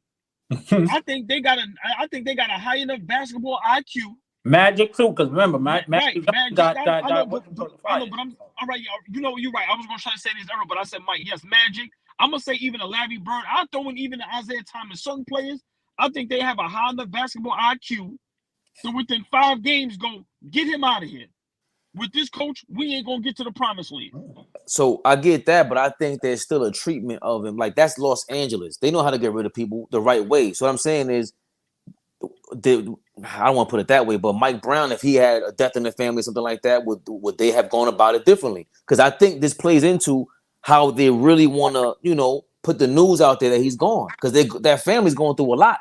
So you don't want to add to that. I agree. I agree. Yeah. And that ain't the first time that because I was looking back on YouTube like earlier because I was trying to understand like what happened between Mike and Paul Westhead. He got fired like 3 like maybe 4 or 5 games into the season. Paul Magic. Building. No, Paul Westhead walked into the building and found out that he got fired before the game. You're talking about Magic and Paul Westhead. Yeah, Magic and Paul Westhead got fired. He was going into the locker room thinking he was going to coach, and then they said, his service was no longer needed. But let me say that's not the first time that the Lakers have done like fired a coach early. Right, let me say this before we get to another rapid fire. Yeah, Milwaukee also has some things to think about. Well, now we know they have enough. Yes, because I'm gonna be honest. Can you really rely on Chris Middleton anymore? He's a unrestricted free agent. Right. Is he? Exactly. Yes. So it's Brooks. Yes. So listen, man. Milwaukee, and then the crazy part is the Crowder situation. He didn't even play at all, and you gave up draft picks. And to me, that was a big addition. What's the name? Look, I thought Ingles was going to be a great addition as well. Mm-hmm. So Milwaukee, they got a problem on their hands. You got listen. People laughed at me right when I said this, and I was saying this last year. People laugh at me and they act like they don't remember, but they remember when I'm wrong. Real fast. Same here. Watch what I'm about to say. I said this the other day on our show when we were talking about the Knicks, and I was saying it's about to be a minute where people gonna want to come to us. We gonna have to reach out. It's not far-fetched. It's about to be a mess in Milwaukee. Hey, Giannis, come over here, bro. Listen, man, it's things.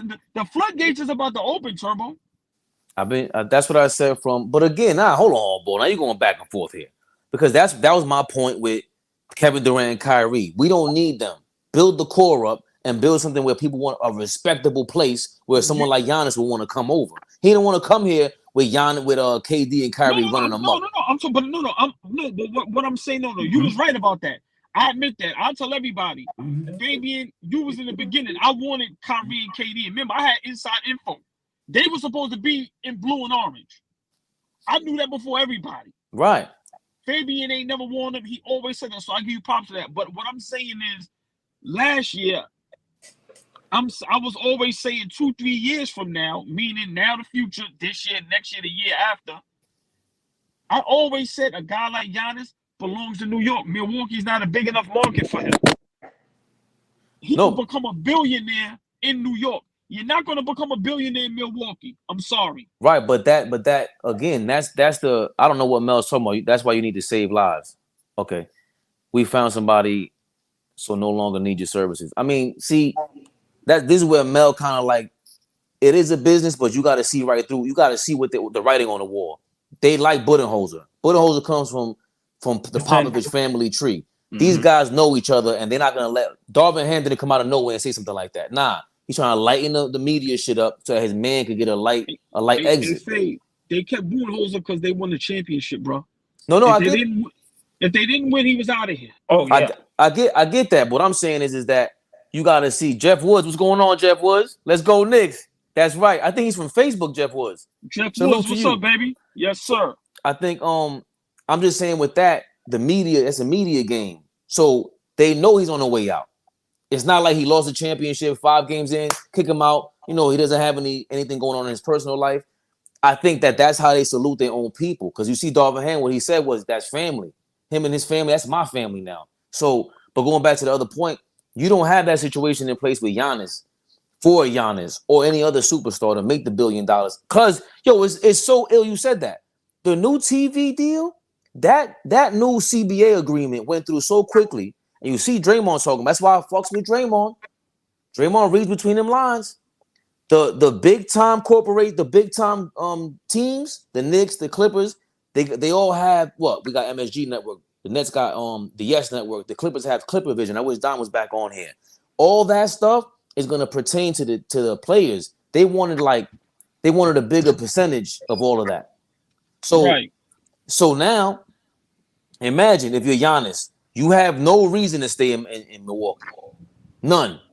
Your job is to get the hell out of there and go to New York, go to LA, go to anywhere that they have their own channel. Because like you said, now I'm going to get all the advertising. I'm going to be on all the billboards and rake in more money. But again, why would you want to come to New York if we were a cesspool like we were before?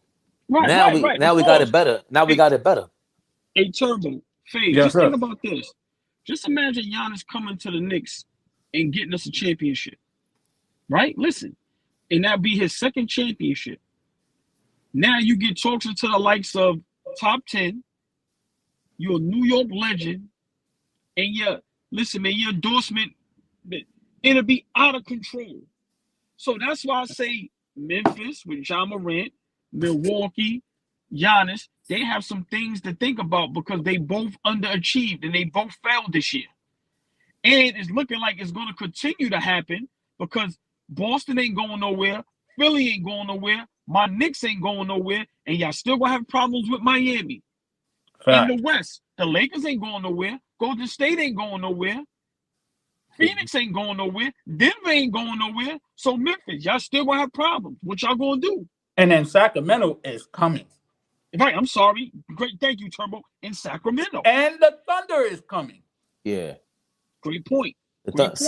See now, that's what I'm saying. This new deal, it affects a team like OKC.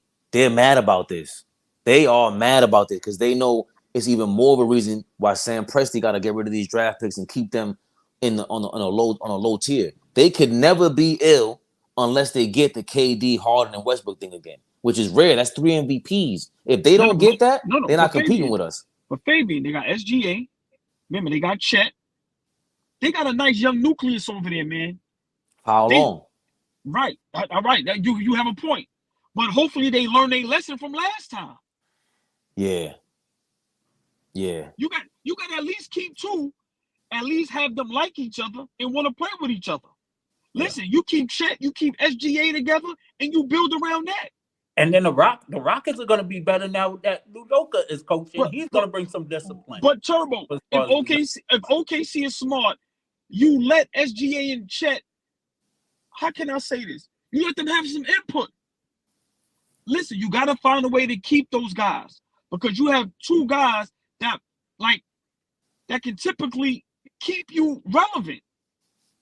If OKC lose SGA and then let's say lose Chet, now y'all back terrible all over again. It'll be like Orlando losing Shaq and Penny. And then look how they crashed and burned. Wow. Great point, Turbo. That's why I love you, Turbo. And the Charlotte Hornets. Or it's like OKC losing Kevin Durant all over again, because that's exactly what Kevin Durant said. He said, I ain't never supposed to Sam Presti a day that I was in there. Yep. So, like, what you're saying is true. Like, if you don't, because it's a new era now. These guys have, and that's my beef with, like, when I say Allen Iverson's not a franchise player. Like, people don't understand me. Like, he's a franchise talent, superstar. But if a guy's playing, like Kevin Durant clearly plays basketball all day, you don't go into the practice gym with him and sit down. Like, I seen Kobe Altman from the Cleveland Cavaliers as the president. He's from Brooklyn. He's sitting there. He has his own pocket. Like, they have their own Cleveland Cavaliers show. They follow him around. He's in the gym just talking to them like he's like one of us. Normal. He sounds like a New Yorker. You didn't do that with Kevin Durant? Kevin Durant? Yeah. So for what you're saying is, like, if you got SGA there, you got Chet Holmgren and the kid Josh Giddey, you gotta at one point stand there. Yeah, Giddey's right. 6'10" dude with a handle. You gotta sit down and talk to these guys. Listen, watch this. And I ain't trying to be funny, Chet, and I'm not saying they're gonna be this good. You got your KD and Chet, you got your Russell Westbrook and SGA, you got your Harden and Giddey. What you gonna do? Think about it. What you gonna remember? A Turbo Fabian in 5 years is possible. Bron, Curry, KD, Chris Paul, Kawhi, all these dudes is out. They out. You ain't got to deal with them no more. Now the OGs is gonna be De'Aaron Fox and all that. Mm-hmm. So now you gonna have opportunity to be popping. So, hey man, they better figure it out. But a lot of these teams, they better figure something out, or they ain't gonna never forget winning the ring. At least being playoff bound and competitive. Mm-hmm. Because how you gonna make money in your organization and TV deals and money and all this if y'all ain't going to the playoffs? Yep. And look, and I said this. I think we were on last week. I think the three of us was on last week when I said, "Yo, what was disappointing us growing up in the early '90s that we never got a chance. Like, we wish we would have saw a healthy Orlando team and a Charlotte Hornets going at each other for Eastern Conference supremacy, especially when Mike was out. But Larry Johnson, but Turbo, even Detroit with a healthy Grant Hill in them. Yeah. Allen Houston. Yeah. Lindsey Hunter. But I think the only reason why I mentioned Charlotte and Orlando because of the Shaq and Alonzo Mourning, them having a little tension having a little high school. Yeah, great point. You know what I'm saying? Yes. And your point, Turbo. We talking about OKC. What we just talking about? Small market teams. Charlotte Hornets, Orlando Magic, small market teams who got those studs. These weren't no regular all-stars. No, Shaq, Alonzo Mourning. These are defensive player of the year candidates. Yo, hold on. Turbo just sparked something in me. That's why I rocks with you. So think about all them because them small market teams, they all lose great players. Think about Orlando. You lost Dwight Howard, Shaq Penny. Charlotte, you lost Kimber, Larry Johnson. Like I said, you can go on and on. Yeah. Like, bruh, OKC, look, we ain't even got to say who y'all lost. I think that's even worse. I think them that's even worse than Orlando and Charlotte. Because absolutely. Alonzo got traded. He didn't leave as a free agent. Larry Johnson got traded. Right. You know what I'm saying? Yo, Mel, go to hell. Yo, let me pay Mel no mind, man. Listen, man, we rocking and rolling. We making some good points though. But Turbo, when guys get traded, trust me, them dudes back then, even though it's like today where it's just blatant, where you know the player want to get out of there, them dudes had enough power to where they wanted to get out of there. Yeah, they just couldn't say it how it can be done today. Mm-hmm. But Alonzo Mourning, when he got traded, that wasn't by mistake. He probably was like, "Yo, I got to get out of here." Yeah, because Larry Johnson was the highest paid player. Larry Johnson broke the bank. Come on, man, grandmama. That's a fact. Exactly. He broke the bank, but then they were hurt. They never got a chance. They never got a chance to really like play with each other. Yeah. Nope. That was the sad part. The injuries kind of effed it up. Because they had a squad. You know, when we played with NBA Jams, we were playing with Orlando, the Sonics, and the Magic. Those were the only three teams we were playing with when we played NBA Jams. That's a fact. Bernardo Bernardo Vivas, welcome to AllBallTV, my brother. He said no. What's he talking about? But I don't hold know. on. Answer Answering the question. No. No, bye.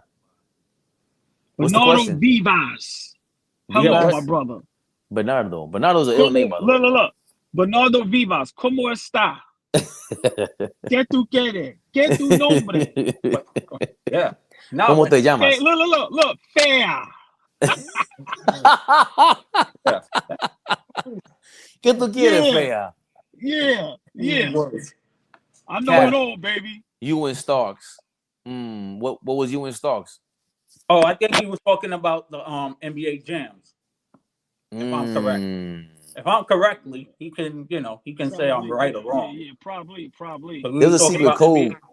Huh? I think there was a secret code on NBA Jam. Somebody used to be, or Scottie Pippen would miss every single game winner, because the NBA Jam guy was like a Detroit Pistons fan or something like that. The one who created it, so you could never hit a game winner with Scottie Pippen. Yeah, it was crazy. I just seen that like 2 years ago.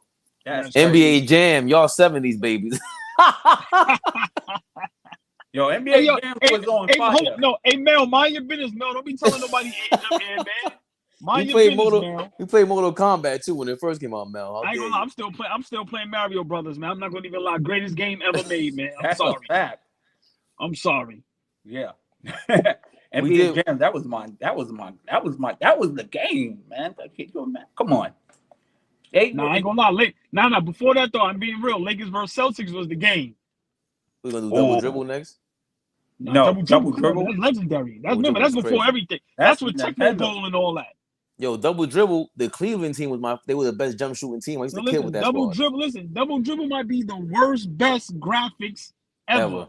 That is a fact. My God, terrible. That and Tecmo Bowl. I said, how did they get away with this? Like, what is this? Tecmo Bowl was it was Remember, Bo Jackson. One player. There you go. That's it. I ain't playing with nobody else. Nah, but they had not Dion. Rod Woodson was ill on there too, if I'm not mistaken. But Bo Jackson is like the king of Tecmo Bowl. But Rod Woodson was just his if I'm not mistaken. You couldn't even catch Bo Jackson. Nah, it was vicious. Oh man. Bo Jackson would have been one of the greatest athletes in the 20th century if he didn't get hurt. Bo Jackson is still in my top 10 greatest athletes of all time. Oh, he's still in my top 10. Now, I always get this question, and me and my dad, may he rest in peace, we always had this argument. God bless. Between him and Dion, between who was as far as two-way plays between him and Dion and Bo Jackson. I would say Bo was a better baseball player than Dion. And Dion better football. Yeah. Bo was a better baseball player, and Dion was. Listen, Dion told a story, right? He said when I think it was college. I don't think it was NFL yet. Mm-hmm. You know the story? Yeah, he said, Hell man. Yeah. He said, Bo ran me over so bad that shit ain't make no sense. He said, I'm a Dion. That's my first favorite football player. Deion Sanders, man. So he said he was in college. He said he went. Bo did an end round, if I'm not mistaken. He wrapped around. He said, I don't know why, Chase. And he just slammed me on the ground. It was over. Yeah. I don't remember. And then they showed the replay. I stopped trying to. Yeah. I think he said I stopped. Yeah. Nah, I think he said I stopped trying to tackle since then, because Dion, they don't pay me to tackle. Yeah, exactly. But I got Dion and Bo Jackson in my top 10 greatest athletes of all time. Yeah, athletes. Because I really hate when they say, no disrespect to Michael Phelps, like when they put Tom Brady in there. I said Tom Brady cannot be considered. No, he's not in my top. No, Braun. Braun is in my top 10 athletes of all time. Serena Williams is in my top 10 athletes of all time. Yeah, she's not in my top 10 athletes of all time. I think they got offended when McEnroe came out and said, "Yo, if she played against the men, she wouldn't be top 100, top 50, because it's just." Yeah, nigga, because she a woman. Yeah, McEnroe was a hater. Get out of here. Yeah. Nah, McEnroe ain't no hate. McEnroe's ill. McEnroe was just. All right, hold on. He wasn't trying to hate. What sport is a woman going to compete in against men? Unless it's besides maybe swimming. In the big leagues. It's physical. Yeah, in the big leagues there is none. You have to. That's a fact. Get out of here, man. Nah, but they took it out of context and made it seem like he was hating on. He was just saying imagine having a conversation like this. McEnroe ain't no hater. McEnroe's always been just, truth telling. They took that one part out of what he said, and that was it. He was just like, but she's still dope. Right. But when we say athletic, remember, you can Remember, Bo Jackson ain't the greatest baseball player, football player, but his athleticism, his body frame, what he was able to do. I'm saying Serena Williams with that frame. Remember, them little girls was walking on their hands at 8, 9 years old. Like, so I'm saying athletic. Like what she was able to do with that body frame. Them girls ain't no slim girls. I think she was built to be that. No, right. You know what I mean? But what I'm saying is, but just imagine somebody else built like that. They ain't carrying that like that, bro. What you mean? On the tennis field? Who? Name them. They're not playing. Yo, first of all, that tennis world is lucky there's not more black chicks out there playing ball. They got to keep that shit real. They got one black dude in golf and it's over. No, that's what I'm saying. Name one girl that's built like Serena Williams. Remember, she thick like the girls that's in our neighborhoods. That's able to do that.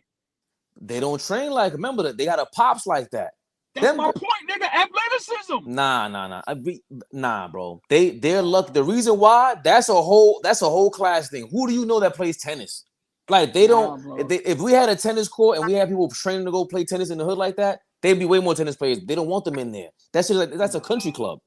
Of course. Bro, listen. I respectfully disagree. All I'm saying is her athleticism with that body frame. That is not easy, bro. That is. Nate Robinson, nah, he ain't up there. Nah. But hold on, but that's what I'm saying. When you say top 10 athlete, I'm more impressed with Nate Robinson than Serena Williams. Sorry. Why? He's 5 foot. He's my height. All right. That's crazy. Hold on. Hold on. For one, he's about 5'9", right? 5'10". Okay. What has he done impressive that somebody else hasn't done that? Spud Webb was littler than him. Muggsy Bogues was littler than him. Okay. Earl Boykins was littler than him. I'm not saying he's not athletic. Not saying that's a super athlete. Everybody you name, well, Spud Webb and this guy and Nate Robinson, those are super athletes. That's not normal. That is not normal. Serena, there's more. What I'm saying is that there's many more Serena Williams out here. They just don't have the opportunity. Way different story. Yeah. Man, you bugging, bro. You bugging. Nah, dog. They don't, dog. That dude took his girls to go and train them to do all that. Nate Robinson, there's a bunch of dudes 5'8", 5'9", and I've never seen them get to the league. Never. There's a bunch of them right now in college right now. They'll never get to the league because they don't have this. This guy's a super athlete. Nate Robinson is crazy. Nate Robinson is not more athletic than Serena Williams. You done lost your mind, bro. All he can do is dunk. You are That's it, bugging. Bro. This is why I like basketball more than any other sport, by the way. I love that you said that. Because to me, even more so than football, even more so than boxing, especially old school basketball. Now, that's why I don't like they took away from it. You could tell who's strong. You could tell who's the fastest. You could tell who jumps higher. You could tell all that shit in a matter of 10 minutes. Who's the strongest dude in the court? Or got to be Ben Wallace. Right, watch this. How long has Nate Robinson been great? Great? It was never great. Serena Williams been great for 20 years, bro. Right. But she's also super athleticism-wise, talent-wise. Nobody's fucking with her. Who the hell is on Serena Williams' level ever in tennis? No. But we're talking about the great athletes as far as like game changers that was like, you know, major figures. That's what we're talking about. That's a different story. Nate Robinson shouldn't even be considered. That's a different story. No. Nate Robinson is definitely athletic. I'm not taking that away from him. But I'm saying what Serena Williams has done in that. Remember, you've never seen nobody that thick. And that's no disrespect. Remember, she ain't no slim girl. Bruh, she was tough like that for over 20 years. Yeah. And she's our age. That's the crazy part. Now, but what I'm saying is that we've seen we don't see enough Serena Williams because they don't give them the opportunity, dog. We've seen enough Nate Robinsons. We've seen enough dudes my height dunking the ball like that. Super athletic, but they're not going to the league. They don't have what it takes internally. They didn't cut it all out. Serena, there's not enough. There's enough Serena Williams out there, bro. There's a lot of them. They just don't play them. That is a fact. I'm gonna tell you why I disagree. Come on, man. Big shout to our guy, man. We had on the podcast. Remember, he was Nate Robinson's size. Remember, he said, he doing dunks and all that type shit. So we've seen a lot of guys that size be Nate Robinson. Right. We ain't never seen nobody do what Serena did. Again, you talking about how many people are even black in tennis in the last 20 years? I'm talking about Fabe. I ain't talking about the race. I'm saying athleticism. So how can we? How can we say this? This sounds like the same conversation you having by looking at the 1950s and 60s in NBA. All of a sudden, 20 years from now, we're gonna see 30 more black chicks playing sports. They're gonna look a lot more like Serena. There's not. You can't tell me you see all these girls in the street that look like Serena not playing tennis. They're not playing tennis. Bro, listen. Listen what I'm saying. Forget about her hitting the tennis racket. I'm saying her athleticism to be able to run around, do the things she do with that type of body frame. Okay. It ain't a lot of women that can do that. I can't say that. Okay. I can't say that because they're either gonna let them play basketball. Like it ain't the same thing. Them girls they're allowed to play basketball, softball, whatever it is, because that's open to them. Tennis is a very closed sport. That was not like ball. But you're missing a point. Take tennis out of it. I'm saying for her to carry that size. And I'm meaning that in a respectful, good way. Listen what I'm saying.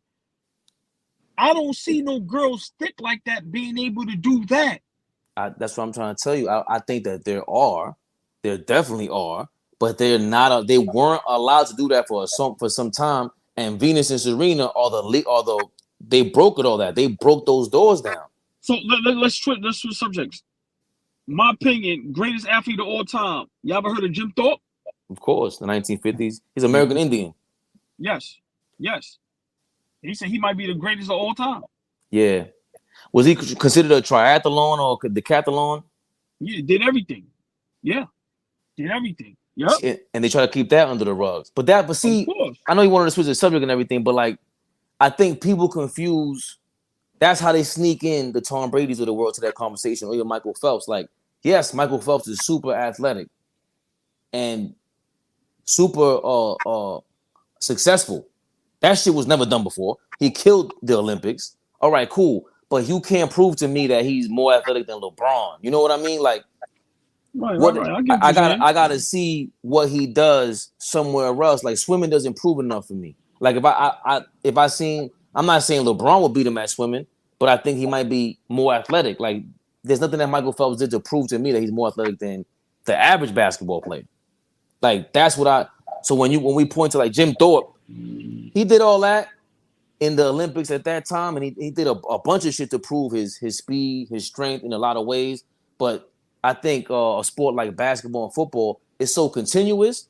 Will Chamberlain got to be in there too. Remember, you got guys that they ran, they did the jump, they did the pole thing. They he was a high jumper.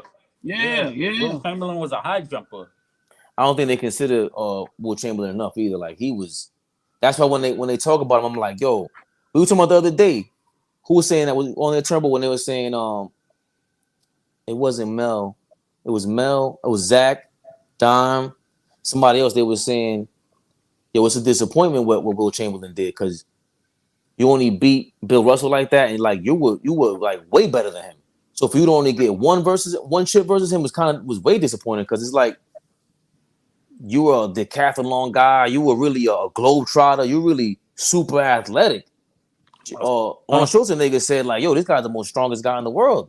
With no problem, he lifted me up with one arm. He was insane. Remember, he took steroids to get as strong as Will Chamberlain. Jackie Robinson just breaking the barrier, because he was, and they say he played basketball at UCLA too. So so we got to put him up there. Yeah. Well, listen, Faye, man, I got to get out of here, man. Yes, sir. Hey, man. You got any? Is there any last rapid fires? In fact, also women's gymnastics. Yeah, right, that's a fact. Yeah, women's gymnastics. Hell, it's a lot of them. Mm-hmm. Oh, I think you wanted to go in about Kevin Durant. I mean, I could just real quick. Like I said, I just feel Phoenix is down 0-2, and that's flying under the radar. And I'm just trying to understand why. If it was Kawhi, if it was LeBron, if it was anybody else, everybody be going ballistic. But I'm trying to figure out why is KD down 0-2 and there's no panic. How is that not a topic? How is that not a hot topic? How is that not leading on nobody's sports show? I'm trying to figure that out. Once again, he's coming up short. As great as he is, I love to watch him play, but I'm not going to keep giving excuse after excuse. He went over to Phoenix knowing what he was getting himself into. Everybody know Chris Paul is injury prone. You know when you go over there, the lineup is going to be thin because they're going to have to give up a lot for you. You know all this stuff, but you still went over there. And I just don't understand beating down 0-2 against a Denver team that even Kevin Durant said it like, yo, ain't nobody sleeping on Denver. Them dudes is great. Yeah. What if he gets swept? What if he gets swept again? Did y'all both get what I sent y'all in the DM? Yeah, okay. I got it. Yep. Oh, okay. That's why I see why you brought it up. Now? I send it to both of y'all at the same time. Well, I can't. I turned my thing on because I got on my phone. But I sent it to you, and it said you seen it. That was like 5 hours ago. That's crazy. Yeah, bro. I sent it to you. So why doesn't he get any smoke? To be honest, I didn't understand the whole thing that went down, and that's the reason why I think he went to Phoenix. If you think about it, like he's not gonna get the same smoke you get in New York. Remember, he came to New York talking about the Knicks ain't relevant, and then all of a sudden the whole ship went down. If you stayed in Brooklyn, he didn't want to deal with all this. He knew if he failed in Brooklyn, he would have to hear about it without Kyrie, and that's why he went to Phoenix because it's calmer out there. He ain't got to deal with that smoke. So, and again, like you said, people love to call me out when I'm wrong because they said my Kings final prediction, the Knicks ain't going to sweep Miami. All right, cool. But I certainly said when Durant went to Phoenix, I don't see how they're going to the championship. Now you got 3 guys at the head of a snake. All right, 2 are superstars. You can't consider Chris Paul a superstar. DeAndre Ayton hasn't shown he's a superstar. Oh, God. There's definitely an APP out on him because Joker is making him look like he don't even belong in the league. My man said, "Oh God." And it's sad that and you forget he's the number 1 overall pick over Trae Young and Luka. I guess when people start looking back on this draft, almost 3 to 4 years, they're gonna be like, who should have been the number 1 pick at that point? Hey, you know what I'm gonna ask one day too? It don't have to be now. Did Dallas make the right decision? Like so far, who's having a better career, Luka or Trae Young? It's pretty much even at this point, if you ask me. Nah. I think you can't really go wrong with. I think both franchises got what they want because if Trae Young was there, he probably would have been in the same position as Luka. I think Dallas did the right thing with Luka. I think that was obvious. Who really messed up was Phoenix for choosing DeAndre Ayton over Luka and Trae Young. That's who messed up. The Kings got Marvin Bagley III over Luka and Trae Young. They really messed up. So I think Dallas, they did a good job. Like Luka I get it. He don't play defense, but Trae Young, I think Trae Young is more skilled than Luka, but he ain't more dominant. Luka's a different level than that dude, man. Yeah. I understand your gripes. Western Conference Finals with a superstar sidekick or a star sidekick that we got in New York now. Trae Young is he went to the Eastern Conference Finals. He did his thing. Yeah, so they both kind of had they peaked success a little early. Yeah, I mean team-wise, but I think individually, I think Luka, he dominates way more than Trae. It's easier for him to dominate than Trae Young, in my opinion. It sound good. It look totally different on the court. I'm just saying, as great as Luka is, I don't see that advantage yet. It's going on 4-5 years. That's all I'm saying. Yeah, but Luka played Kawhi and PG 2 straight years. Yeah, he did. That too. About that. So, but he ran into stiffer competition than Trae Young. Trae Young, what's Trae Young's excuse at this point? We're gonna say, a bad team. Hold on. What do you mean? What do you mean at this point? They was in the playoffs and he won 2 games. Luka ain't in the playoffs. They're on the same team. This is the first time he's out of the playoffs. All right, I'm just saying. I don't think. And Atlanta didn't make the playoffs last year. They were in the play-in. All right, but they was in the play-in. Luka and them ain't even in the play-in. Yeah. And that year that Trae Young and them went to the conference finals, who did they beat in the East? the coach and the team, the coach that you hate all the time, the Philadelphia 76ers. When he beat Embiid. Yeah. Who else he beat? Who? Trae Young when he went to the conference finals. They beat y'all Knicks the first round. I know that they beat the Knicks without Mitchell Robinson. And then they had to play Philly to go to the conference finals to play Milwaukee. Okay, right. So, he ran into Embiid just like Luka ran into them other dudes. So all I'm saying, I'm not saying who's better. I'm just saying, we always just automatically, this person, bruh, Trae Young doing a hell of a job over there, whether we want to like it or not. And right now, I'm being honest. Miss me with Luka, man. I'm over Luka. Especially after this year, we ain't supposed to be. Yeah. I'm over Luka. And I gotta take that. I gotta reel that back then because that whole people were comparing him to LeBron early on. Yep. I'm like, yo, dog. That was the dumb comparison. But it was just Baby Bird and all that situation offended me even more. Because he can't even shoot. He can't shoot the 3-pointer like Larry Bird. Are you kidding me? Like, yeah.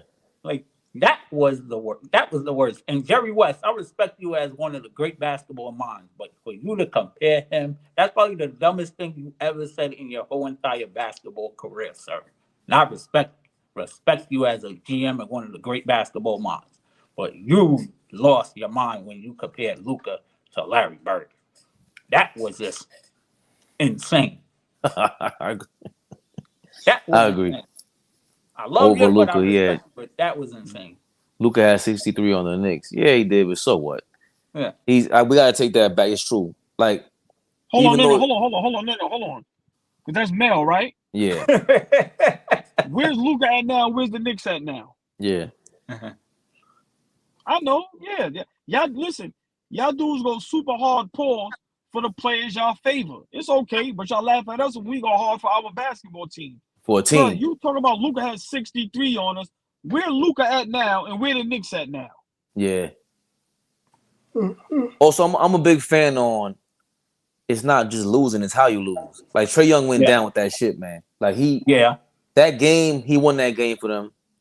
The last game they won against Boston without his co-star. Yep. DeJounte Murray, and he went out there and killed them. Like they didn't know what to do. Jaylen Brown was on him, and he hit that three, the game winner.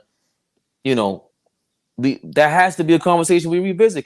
I don't even think Luka's that much of a better, like the way you talk about Luka's passing. I'm like he passes good. Don't get me wrong, but Trae Young for somebody that's just 6 feet tall, his passing is crazy. Yeah. Listen, man, these dudes is great, but once again, just like KD, they getting no smoke. They flying under the radar.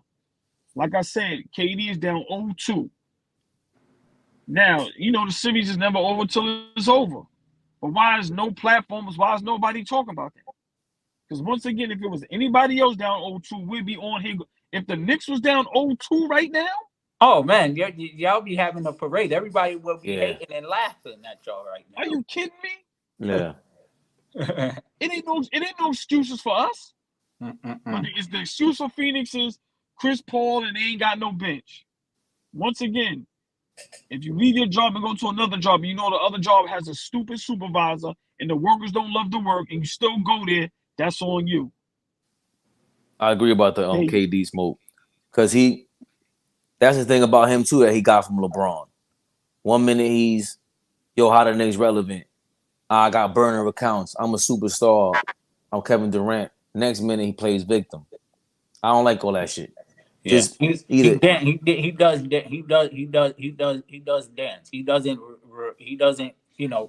When the smoke comes to him, he just don't want to deal with it, and then he'll just blame the media. But dog, when 13-year-olds go at you, you respond to them. Right. You respond to teenagers when he's a bully out on something. Kevin Durant might be a bully.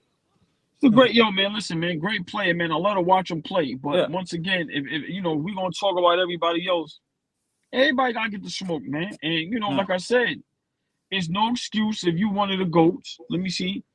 What Mel said? You act like what? They got 10 plus years in. They're young, relaxed, AllBall. Who's young? I don't know who he's probably talking about Luka and probably talk about Luka and Trae Young. But that was the question. Luka versus Trae Young. They're the same draft, same age. Hold on. No. This is where I laugh at. That's why I asked Dom earlier, like with the Brian and Tatum. Like how long until we can start talking and critiquing these guys? I'll say So a we gotta good wait for them to be in the league 10 3 years. I'll give them three more than three to four to develop. Nigga say, yo, they still young. Give them 10 years. What? No, I ain't giving them 10 years. First of all, that I thought that comparison was over last year when Luka went to the Western Conference Finals, but now we got to bring it back because, like you said, I don't like the way all this depression talk, all this, I miss you, Jalen Brunson talk. They traded the whole team for you. The same way Luka Trae Young went through that smoke. He's been through 2 head coaches. They changed the general manager and the coach for you. You asked for help, and they got you Kyrie Irving, which was horrible, but. No. I'm gonna tell you why it's not horrible. No. To you it may be because you're not a fan, but to everybody else who we be on here with, Kyrie is one of the greatest point guards to ever play. Yeah, but nah. First of all, I am a fan of Kyrie Irving. I'm just saying it's horrible if I ask for help and you bring me someone who does the same exact thing as me, and you didn't help the team whatsoever. It makes no sense. Nah, I disagree. You bring me an all-star, borderline superstar, I'm supposed to make the playoffs. I'm sorry. Sorry. You clearly didn't learn from the Kyrie KD. What's going on here, boy? Jordan wasn't. No. They made the playoffs. What are you talking about? Who? For Kyrie and KD? Kyrie and KD. Yeah, but it wasn't. Come on, man. We're not doing that. You missing my point. They made the playoffs. Horrible. Hey, horrible you want. They made the playoffs. Jordan wasn't the greatest player ever in his first 5-7 years. How about he was? How about Michael Jordan? That's what nobody says that. How about Michael Jordan when he came to the league? You guys don't want to say this, and I've been saying that. When you watch Michael Jordan, go watch some damn fucking footage, Mel. You know what? I'm not doing this. I'm not doing this. Yeah, why am I talking to Mel? Right. I'm not even feeding into that. Why? You didn't watch last week's game. You didn't watch if you watch any footage, because Zach disagrees with me. He thinks Jordan was I think when he came to the league, he looked like remember what'd you say, Lakers versus Celtics or Bulls versus Blazers? Jordan was the fastest dude on the court in that video game. That's how he looked in real life. Larry Bird said when we played them, that was not a man. That was God in sneakers. Come on, man. I'm not even having that discussion. Yo, he was different. I feel the same way about Braun, Mel, by the way. Yeah. He was that totally different. I mean, he got freezed out in his first All-Star game. That's how much they feared him. And not only that, he wore his own gear in the dunk contest. Magic and all of them. That's why George Gervin doesn't like Michael Jordan to this day. Because he was better than him? There was some tension between those two. Because remember, like his last year, he played with Michael Jordan with the Bulls. And then there's like some interview. I forget, something went wrong, but behind the scenes, because he was on Michael Cooper's podcast, and he asked him, like we do rapid fire, and he would ask questions. It's like that, and then he'll ask some people. And then he said Michael Jordan. He said great player, but he's an a-hole. I was like, wow. Hold on. He said losing just like Trae and Luka, right? LeBron wasn't winning in his first 5 to 7 years neither, right? No. Right, so losing just like LeBron too, right, Mel? What are you talking about? Yeah, you can be, but that's it, right? That's the thing. We just Mel, pay attention, bro. We just say it's how you lose. It's very rare. It's very rare superstars that win their first 5 years. It's very rare. Magic walked into a crazy scenario. Yeah, that's come on, man. LeBron didn't win his first 5 years. His first 5 so did Bird. Bird and Magic walked into a perfect situation. No, I wouldn't say that. Well, Larry Bird's a different. That's the thing that people got to give Bird credit for. That team was garbage. They went from 22 wins to like 6. He got the best turnaround ever, if I'm not mistaken. He got like 63 wins. Nah, his team was trash, complete trash. So he turned them around, and I don't even think LeBron did that. I don't think Jordan did that. Nobody did what Larry Bird did. No, nobody did what Larry Bird did. So that's a different story. Yes, like LeBron too. All right, yeah, thank you. That's all. Just make sure you put that too, brother. Thank you. Yeah, but just and stop mentioning Luka and Trae in the same breath as LeBron and Larry Bird. That's just silly. I'm glad this happens. People can shut the hell up. Nah, but I was just saying, I'm just saying because Magic won his first year, and then Bird won his second year. That's what I was just saying. Don't catch in That's a success. fact. Don't Oh, catch so success early. That's what I was saying. the trade happened with what? What's my Robert Parrish? Yeah, and they got McHale. They drafted McHale. Yeah, That's and crazy. they traded for Robert Parrish. Yeah. Oh, right, and they moved. Bird moved to the Right. 3 because Yeah. they drafted McHale. Yeah. You sure we could play with him? He's like, yeah, because Yeah. he'll do his Yeah. thing with him. Yeah, But we too.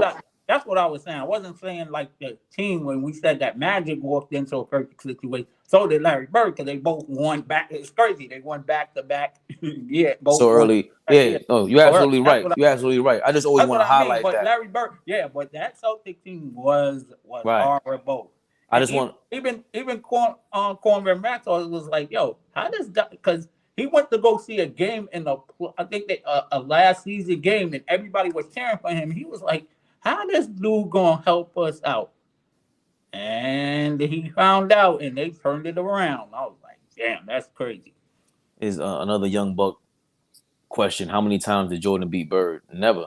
I mean, like the teams. You mean Chicago versus the Celtics? They never played in the playoffs. That was just one time.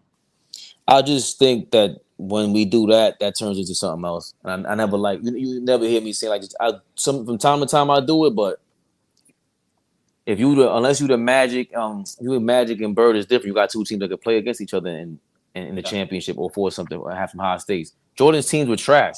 Exactly. For a long time until they got Pippen in them. So it's tough to do that. And then the Celtics was going to rebuild right after the big three because, man, damn, it's like sad that we never got a chance to see Reggie Lewis. Reggie Lewis played, but we're talking about Len Bias. Yeah.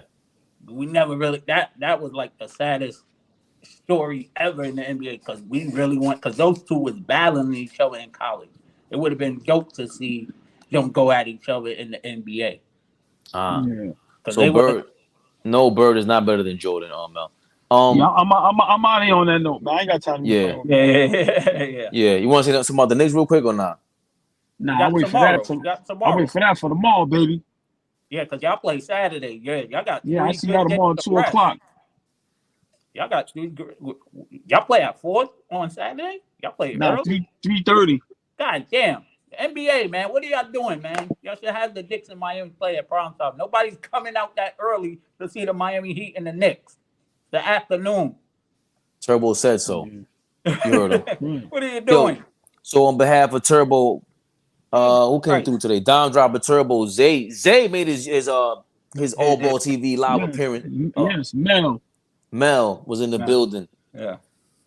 Fabian PerspecTV, AllBallTV. Tomorrow, same bad time, same bad channel, 2 p.m. We coming for y'all, man. We about to change the game. You already know. Yes, sir. Oh boy. Y'all talking about people